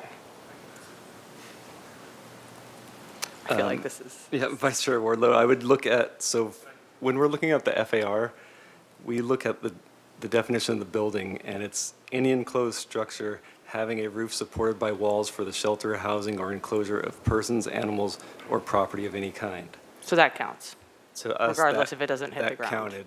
So that's why we looked at it as that perimeter wall was what met that definition of building. Can Mrs. Sparza please put the staff PowerPoint up? So this is the definition of building that staff was using to address this. Okay, so. Is it perfect? I think the question, if I may, is it perfect? No. The municipal, there might be little things here and there, but we have definitions for net floor area. We have considerations for 50% reductions. We have definitions for existing grade. We have standards where we might use finished grade and allowances for things. We have definitions for buildings and what is considered a wall, what is considered a floor, so all of these in combined This is where staff feels confident that we measured correctly. Could it be argued? Absolutely. No one's going to dispute that. And I think that, again, we collectively looked at all these different portions of the code that no human should ever, I mean, unless you're truly like Mr. Nairo and have like a true brain for it, I mean, it doesn't come naturally to me. But, and that's why he's here today. But I think that, you know, trying to triangulate all of these definitions and all of the things and really trying to make sure if we found any evidence that it was over 85%, we would have been like, whoa, whoa, whoa, whoa, whoa. We're gonna bring you back. You're gonna get a land use approval because it was so important to everyone sitting behind me that we made sure. So this is our professional opinion that it meets the code, that it does not exceed the 85%. And based on this triangulation of definitions and measurements and, you know, the information that the applicant provides and the consistent requesting for more and more and more information to make sure that we feel confident bringing this to public hearing to say, okay, this is our staff opinion, that it meets the code. I really appreciate all of the time and effort, and thank you for walking me through all of this. Sorry if my questions are redundant. Okay. I think, Mr. Weber, did you want to say something? Sorry. Thank you for that opportunity. So I think and I'll hope this diagram pops up, the area in the 2023 plans, this unfinished basement, this is in fact a wall that encloses this unfinished basement. I've stood in that basement with my client. You can stand in there and look around. There's a heating element there. There's a water heater. There's boxes of wine. You can store Christmas under. It's a wall. It's a room. It's an unfinished basement. I kind of doubt that maybe anyone other than me in the room has been in that room, but I'd invite the Planning Commission to come in and observe the wall and observe the room. I think, you know, to planning staff's point, it probably didn't matter because staff was correct that if staff had told us we're not going to allow you to count that wall as a wall, we would have revised the plan so that we clearly conformed. And in fact, when we last saw you, you said, please demonstrate you've clearly conformed.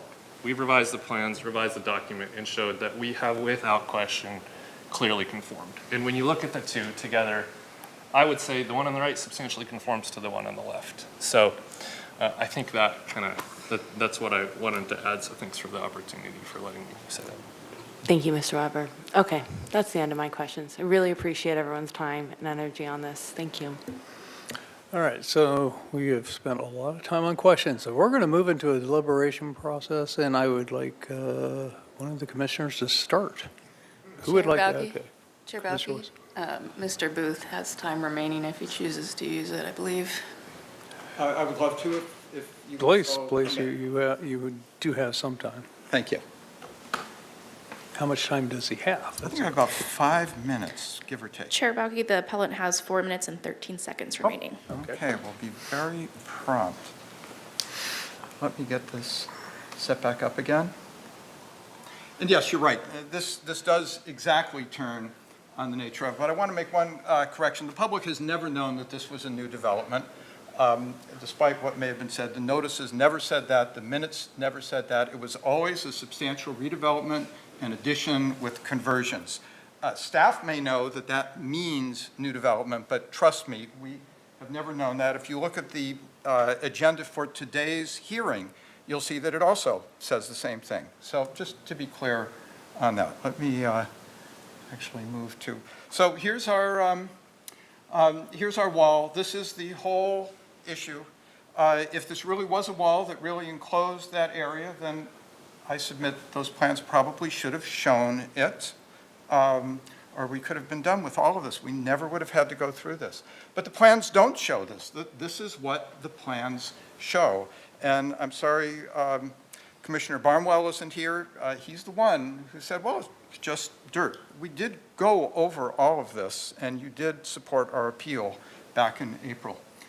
Again, the calculation, but I want us actually to focus less on the 50% and more on just really what we continue to maintain is an increase in net square footage. And so we'll take back, let's not talk about the definition of a building, let's talk about the definition of net floor area in the code. It is within the interior perimeter, it is surrounded by the interior perimeter of the exterior wall. And you might notice in this other one, what is excluded from net floor area.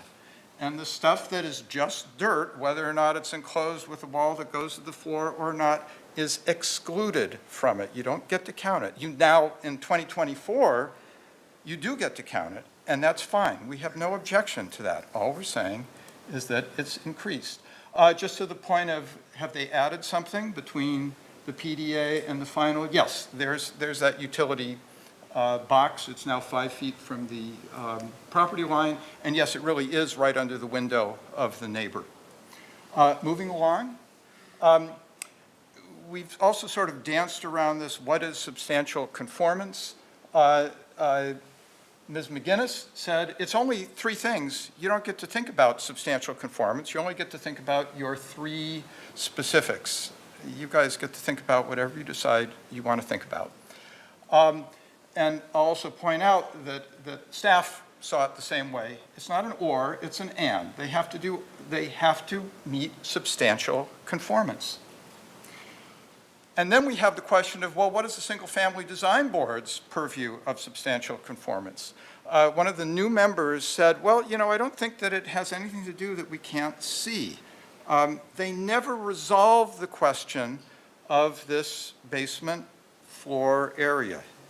You can imagine that by approving the project that they addressed it, but no, they really didn't address it. If you have listened to the hearing, and I'm sure you have, you know that that question was diverted. One of the board members said, well, you know, I don't think this is our purview. I think we're just here to talk about design. And I'll just point to you some of the things that the city says about the single-family design board and ask you if they invite structural engineers and industrial designers to sit on the board, why isn't that indeed part of its purview? Lastly, it really does make a difference. Maybe from the zoning code, you don't worry about whether it's new or substantial redevelopment. But new construction falls under the purview of the historic resources. And although Ms. McGinnis said it is not a project on vacant lot, it is not new infill. It is new construction, and we know it is. And actually, they knew it before March 12th. They had already filed for a building permit application. So I want to just jump ahead and say this is what you have to work with. This is a very contentious project. There are lots of issues, big and small, and they are still with us because the project has continued to evolve since October 2023. Maybe many of these are not a basis for a full finding of non-conformance, but this one is, and I hope that you will support our appeal. Thank you. Thank you, Mr. Ruth. Commissioner Wiscombe. Thank you, Mr. Chair. I don't really want to go first, but I want to hear from other commissioners, but I do have some comments. First of all, the Planning Commission resolution that the decks and balconies are removed from the 15-foot setback, and I appreciated Commissioner DeLuccio's comments on that because it does, he did point out in the, that the council resolution talked about moving the massing in response to those concerns. And I don't think that the massing has been moved. Maybe it's green plants, but it hasn't been moved. And as far as I'm concerned, that stipulation in our resolution was not met. And I would like to see, I'm sorry, Ms. Kokinda, go ahead. What, did you have something to say? Chair Bauke, through you, if I may just, if I'm understanding correctly, The council position in that response to number 6, moving of the massing, was the things that the applicant did prior to project design approval to get to an approvable project. It wasn't a condition. If I can jump in for a second, I want Okay, to, sure. because actually, there's a piece of paper missing from this. I know the last time it came before us, there was some more information we had from the planning commission, and it could have been in the minutes, it could have been, what was, there was something in the record that actually talks to the balconies. I understand where you're coming from. That's a statement that's made that is saying that generally speaking, they do conform to, it does conform to the massing, et cetera, et cetera. There is something in the city council minutes that addresses, or at the meeting, addressing that they wanted to see more done to the balcony. And I know that because that's what I fixated on at the last commission meeting. And I don't see that document in front of us. Okay. But they were talking about, and that's what I'm trying to figure out, what they asked to do with the balconies. That's why I'm stuck. Well, we asked that they be removed from the 15-foot setback. And yes, they were removed, but they were replaced with green shaded plantings. And I think that does not meet the spirit of what we wanted to accomplish, which was to get any sort of structure out of the 15-foot setback. So my feeling there is that has not been complied with and would have to be a condition, that we don't have any planting beds or balconies, which we don't have now, in that 15-foot setback. The HVAC review is very, I understand that maybe January 2023 didn't have the HVAC in it, but there was comments that it's been moved. I don't know what iteration of plans maybe had it moved, but at any rate, I think that is clear that it really needs to be reviewed by city staff, and Ms. Kokinda's made it clear that you do that. But if it's located really close to a bedroom window, I think that's not appropriate. And I think that needs to be looked at. I agree that the project was defined as substantial redevelopment as far back as 2022. Therefore, there's no issues with structural walls as long as the size, bulk, and scale of the exterior has not increased. But I do question, I totally understand Mr. Booth and the appellant's point about that isn't a wall. And I understand that now it is a wall. And so I'm wavering there on where I would go on this appeal. I believe that Mr. Comerford has a right to build his house, but this whole project has created an air of mistrust. And I'm going to go back to just a couple places here. Comparing the gross floor area of neighboring homes with the net floor area of the project was misleading. Lowering the second floor plate while raising the base elevation of the finished floor by 1 foot was not in the spirit of the council's direction. And I think that we have started to create a lot of mistrust here. And replacing the balconies and decks with the planters so that it's still structure in the 15-foot setback defeats the purpose of removing structures from said setbacks. It's been through 14 scheduled hearings. I can understand why, because I think that the neighbors have had a really hard time with the design team here and with things getting done. It had to come to PC, and we've had to send it back because Planning Commission said, no, you still haven't met the conditions of a council's resolution, which was in April of 2023. I think that's right. So I'm not sure where I'm going. I want to hear from my other commissioners on this, my fellow commissioners, but I think that the 15-foot setback and for the balconies and decks without, and that includes plants, and the HVAC is important. And I also think that I totally understand I think that the slide from the January 2023 presentation clearly shows the floor elevation. Can we put that slide up there?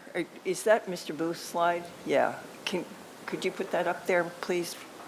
I think that's important because this is really what we're talking about. Thank you. I believe it's this one. Yep, that's it. Yeah, so it shows where the first floor level is, and it shows the wall, or the claimed wall. I'll put claimed wall. So, and you can see that it has no footing. It's not, so I understand his point, and staff has used that, and I feel badly that we don't have more information on this, but it's pretty clear from this slide. And I assume that this building section could be verifiable, that it was shown in January 2023 as part. It was, okay, yeah, okay, good. So those are my comments for now, and obviously I'm really interested in what my fellow commissioners have to say. Thank you. Commissioner DeLucia. Oh, I just blanked out for a minute. Did you say the wall was there in 2023 on the plan that they were using? So this is a thing of interpretation of how you want to measure it. I don't want to use the word, there's not trust. I just think there's all differing opinions going on here. I think everybody has done a terrific job, in stating their cases. Staff has gone out of their way to be very diligent, and I want to just make that point very clear, that I really value what staff has done and value the neighborhood for, just standing up to what you believe you want to see in your neighborhood for compatibility, and also as far as the architect goes. I won't call you a developer because it's a single-family home. That obviously the owner is actually going through a lot of expense. So I just want to make that point. But that being said, I need clear understanding of what the FAR is, and I wish I could have gone on a tour and seen this little what we're talking about with this little wall here. So I need to make sure that this thing is under 85% FAR, and so I know the architect, you submit it, like you said, what it is, but I just want to, there's some confusion here about, are we counting that, somebody's counting the wall, the appellant, and the architect is not counting the wall, and it seems like it's making a difference in the FAR. So I need to be clear that this is under an 85% FAR, and I don't have confidence in that right now. And I also, I never would have thought that when I think the city council has some dialogue that we need to find, that maybe during their meeting, it was in the minutes, that does speak to the balconies. And I think it's very creative the way the applicant or the architect did a reduction of the balconies. I've never would have thought to do it that way. I thought the intent was to set those balconies back or something, to do, not just to put plantings there. I'm not saying that's right or wrong, but I've never seen that before. So that's a new one to me. So I need some more clarification on that as well. I'm really stuck to find out what the city council has said about that. We picked up on that based on some comments that the city council had made. So I want to know more about that. I'm not saying yes or no to your treatment, but that's kind of unusual and new to me. I thought those balconies would have been set back. So those are my comments right now. So to make a decision today would be very difficult to me. until I get some more information and clarity, and maybe do a tour of that basement. So I'll just leave it at that for now, but I almost would want to see a continuation of this. Commissioner Boss.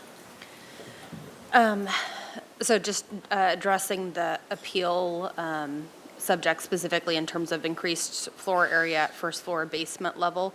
I appreciate staff review and understand there are some limitations to the software used.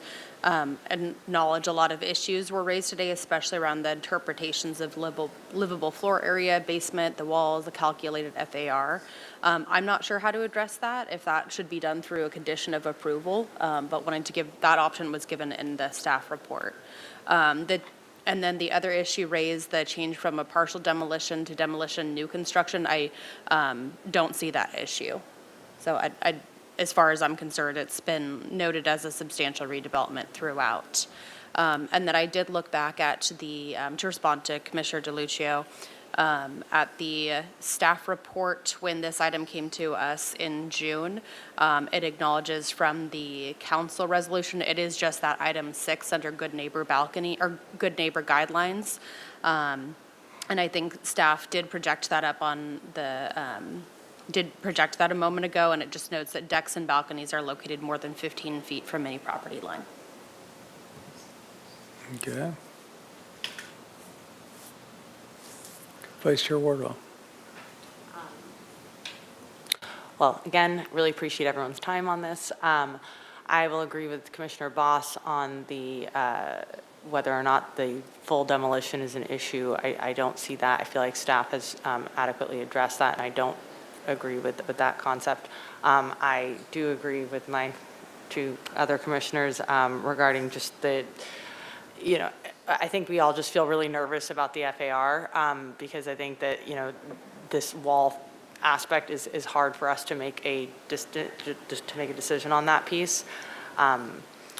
Regarding the planters and the plants that have gone in as a way to address things, I don't really see that as an issue because in a lot of situations, I feel like when we have setbacks, you're still, you know, there's still plants and stuff, and I don't see that as a problem. I would think that that was probably used as a positive design tool, but that's not a concern to me.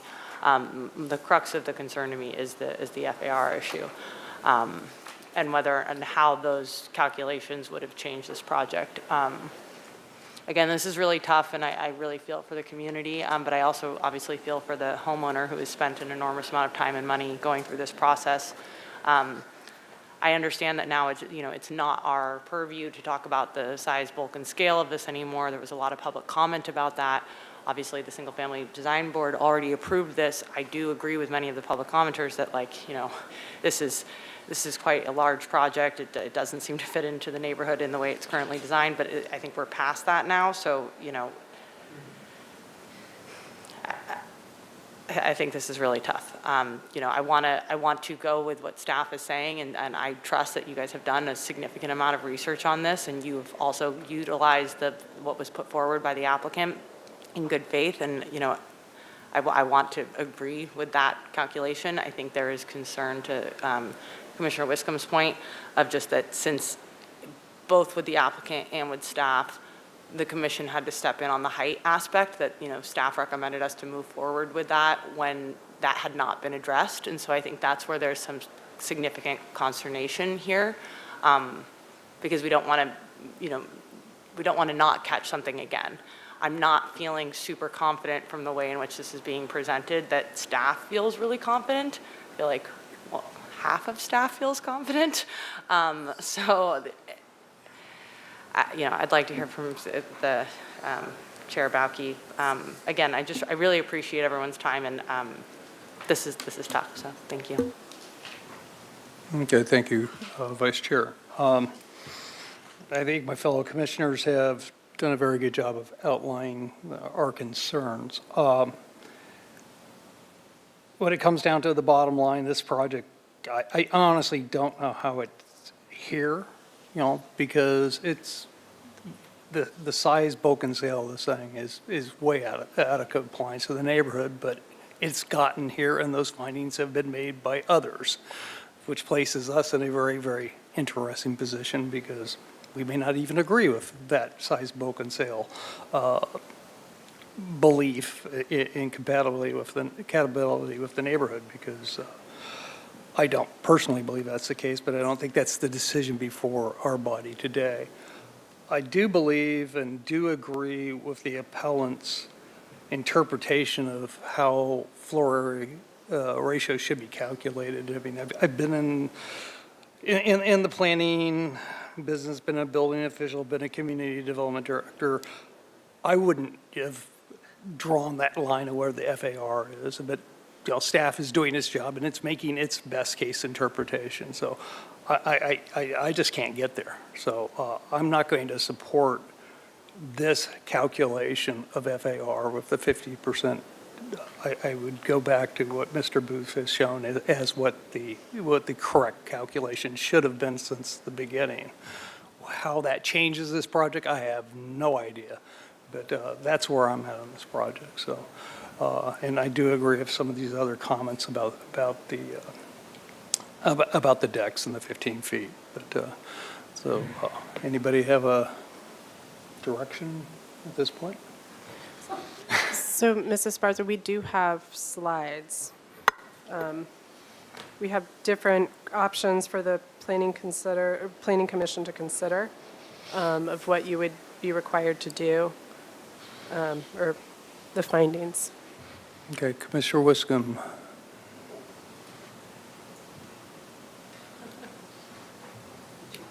And we have different slides, so I don't know which direction. Oh, okay.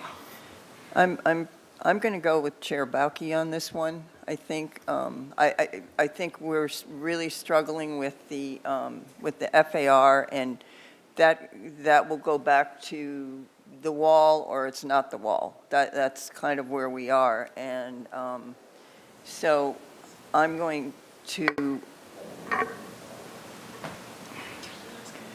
I think if we're and I do agree that the project is way out of scale. I really feel that way about the project. So I'm inclined to make a motion to uphold the appeal based on the fact that we believe that there is reasonable concurrence with the appellant on the claim about the wall. And that thusly leads us to question the FAR calculations, and would request that, help me out here, guys,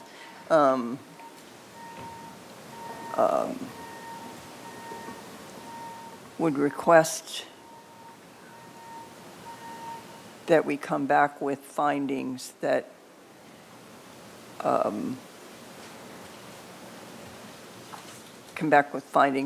show that the That recalculate FAR? that recalculate FAR based on the fact that the claimed wall is not a wall. And Chair Bauke and to Commissioner Wiscombe, if you uphold the appeal, the project is denied final design approval, and that's it. right. So Yeah, We well, won't be, but we I won't don't- be coming back, except with a resolution if you Yeah, want to. okay, yeah. Yeah, it would have to get a new, it has to go through the process again, right? Yeah, okay. And I think, I'm just going to say, I think that we are all really questioning I agree with Chair Bauke, I don't know how it got here, but I think we're all questioning the FAR calculations, and not that staff did anything wrong, because I don't think you did. I think, but I do think if you look at Mr. Booth's diagram, you can see that doesn't even go down to the first floor level, the wall. So, yeah, go. Commissioner DeLucia. So as the city attorney, so if we make a decision to uphold the appeal And is that the end of it, or can they go back to design review again? And if they want to, once, if we deny, because if we think the FAR is too high based on what obviously the appellant is saying, can they go back and do further redesign of the project to bring the FAR in line? And go back to design review again? Chair DeLuccio, they could, but I don't know why they would do that to themselves, honestly. They have the option to file a writ with the court, so that might be something to do. But yes, of course, they could do that if they wanted to. Okay. Because Commissioner Boss? Could we continue this item and request updated FAR calculations? I think you could do that. Chair Bauke, I think that's reasonable in some ways, and I'm going to look to the applicant team here because in some ways that would be my preference. If we get direction on what you're looking for, setting expectations, I'd rather avoid having to go through a resubmittal to the single-family design board to then get a decision made, to then have these people spend money on an appeal, to then have a month-long to write another staff report to get to your board. So my preference would be a continuance if the applicant is willing, or they might just prefer a decision. So I don't know if that's I don't know if they need to confer or a short recess is in order, or if they can answer on the spot. But Chair Bauke, that would be my preference from a staffing standpoint and time. And I actually like that better. I'll withdraw my motion, yeah. That would have been my motion to begin with, to continue it. So you're making a motion, Lucille? I think we wanted to, Yeah. do we need to recess for the applicant to consider that option? Are you directing your question to the applicant? I think so, I believe she is. I would, as their attorney, I would request that you make the question specifics and then take a recess. I want to know what it is you are asking staff to recalculate, because they have done the FAR calcs. We've done them. We don't want a continuance to recalculate what's been calculated. Would you please be clear what you want calculated? We don't, so yes, we would be glad to have staff do what it's already done, and we'll redo it. It means a lot of money. We have spent a lot of money. We don't need the delay of a judicial review, but courts would appreciate knowing what it is you're asking to be done. Can I? Okay, well, I've got a whole bunch of names on here. DeLuccio, you want to, or you want to No, skip I think, that? why don't you go first? I think what we're asking to be done is maybe recalculation with excluding that wall. Yeah. Correct. That's what we're asking for. Yeah. Do you want to do that? Or you want to just go for it? Just gonna go ahead. Well, do you want to recalculate? Do you want staff to recalculate? Could we have a recess, please? Okay, it's okay. We'll go for that. 5 minutes? Okay, thank you.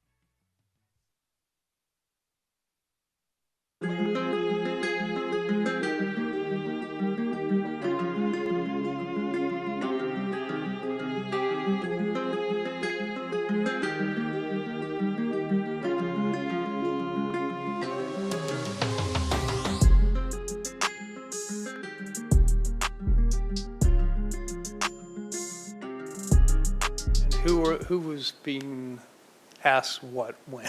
I'm trying to understand. request that staff present on what we just talked about? Megan, where were we at this? Yeah. minute? Thank you, Chair Balke and Commissioners, and thank you for the break to be able to kind of let all the different parties to kind of talk through. My recommendation for you all would be to continue it to allow some further clarity. From what I gather, I think your questions benefit from the fact of having city planning staff discuss internally, making sure that we are consistent with how the city has calculated this throughout. So my understanding is how staff has presented it today. That's our city practice, right? We've applied it the way that we've applied it in the past. I would like to make sure that we're not incorrect in any of those assumptions, and to the points that the appellants have made. But I want to make sure that we have that conversation as a united team. So I think to answer the questions, I would say we request a continuance to the 16th. So we have January 16th available. We could continue to a date certain and return with those questions. That's my recommendation. Okay, thank you. Commissioner Wardle, Vice Chair Wardle has a question. If we are going to do a continuance, can we ensure, and maybe this is already very clear, but that we get the calculations for both wall scenarios? Is that what staff will come back with? Because it sounded like staff was saying that there may not be a discrepancy between the first wall and the second wall, that like at the end of the day, the FAR is all going to balance out and it's going to be similar, which if that is the case, that is very different for this commission, right? Like, I think we can all move forward, like, you know, so that'll be part of this, right? Commissioner Warlow, to the chairs, yes. I think if you guys have any specific clarifying points or questions you'd like staff to come back with, now's the time to kind of outline those. Yes. And then we can be sure to include that in the presentation. Yes, and for your motion for the continuance to the date certain of the 16th, I would be specific that it's just, the continuance is just to return, for staff to return, and with regards to this FAR in particular, what you want in your motion. And spelling out both case scenarios, since there seems to be so much confusion around the wall thing. On that, there was one slide in which Mr. Booth put up, which had a code definition of FAR. Could we put that back on the slide? Because FAR or of the net? the net floor area, because I think that's, from my perspective, material to this conversation, and we need to make sure that's part of the discussion. I just want to make sure everybody's on page as to that particular. I believe it's this one. Yes. And the exclusions and all that, because that gives you context of what, at least from my perspective, what should and shouldn't count. Yes, okay, so I just want to make sure that's part of what we'll get back is some discussion of how that works into this, how we're counting things too. Okay, thank you. That's all I was looking for. Commissioner Wiscombe. Thank you, Mr. Chair. I just like I think this is a great idea. I'm happy to make that motion when the time comes, but I just want to make sure we have a game plan here. Are we just coming back with a staff report, and are we taking public comment again? Or I think we need to be clear with the people that are here if we're. Chair Balke and Commissioner Wiscombe, because we would be providing the commission with new information, we would open it up for public comment. Okay, great. I just wanted to make that clear. To the public, we would ask you to at least be on point primarily about where we're at, and so we don't have to relive this thing multiple times. Okay. With that, I'll ask for a motion. You guys are pointing at each other. Come on. I move that we continue the hearing to date certain January 16th, 2025, with staff coming back to show FAR calculations for, calculation scenarios for both two scenarios. One the existing one to confirm that, and as the plans were presented today by Mr. Weber, and the second one with the elimination of the claimed, or the wall, in question. I'll I don't know second. quite what to call it, the non-wall wall, or the wall non-wall. The additional wall that's in question and has been in question by the appellants. I'll second that. Get 'em, okay. You want to, did you have a comment? I just didn't hear the date certain, and it was already Each- included, so okay, forgive me. Yes, January 16th. Okay, with that, we have a second, and you a second, okay, so I'll call the question. All right, I'll take a roll call vote. Commissioner Wiscom? Yes. Commissioner Boss?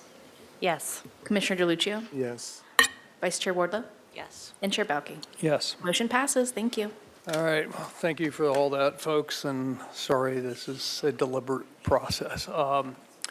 Next, we'll move on to the administrative agenda. Do we have any staff hearing liaison reports? No, okay. Does any of the other commissioners have liaison reports? Oh, they want to go home, okay. Really? So I'm going to adjourn the meeting at 5:22. Our next meeting will be Thursday, January 16th, 2025. Enjoy your holidays.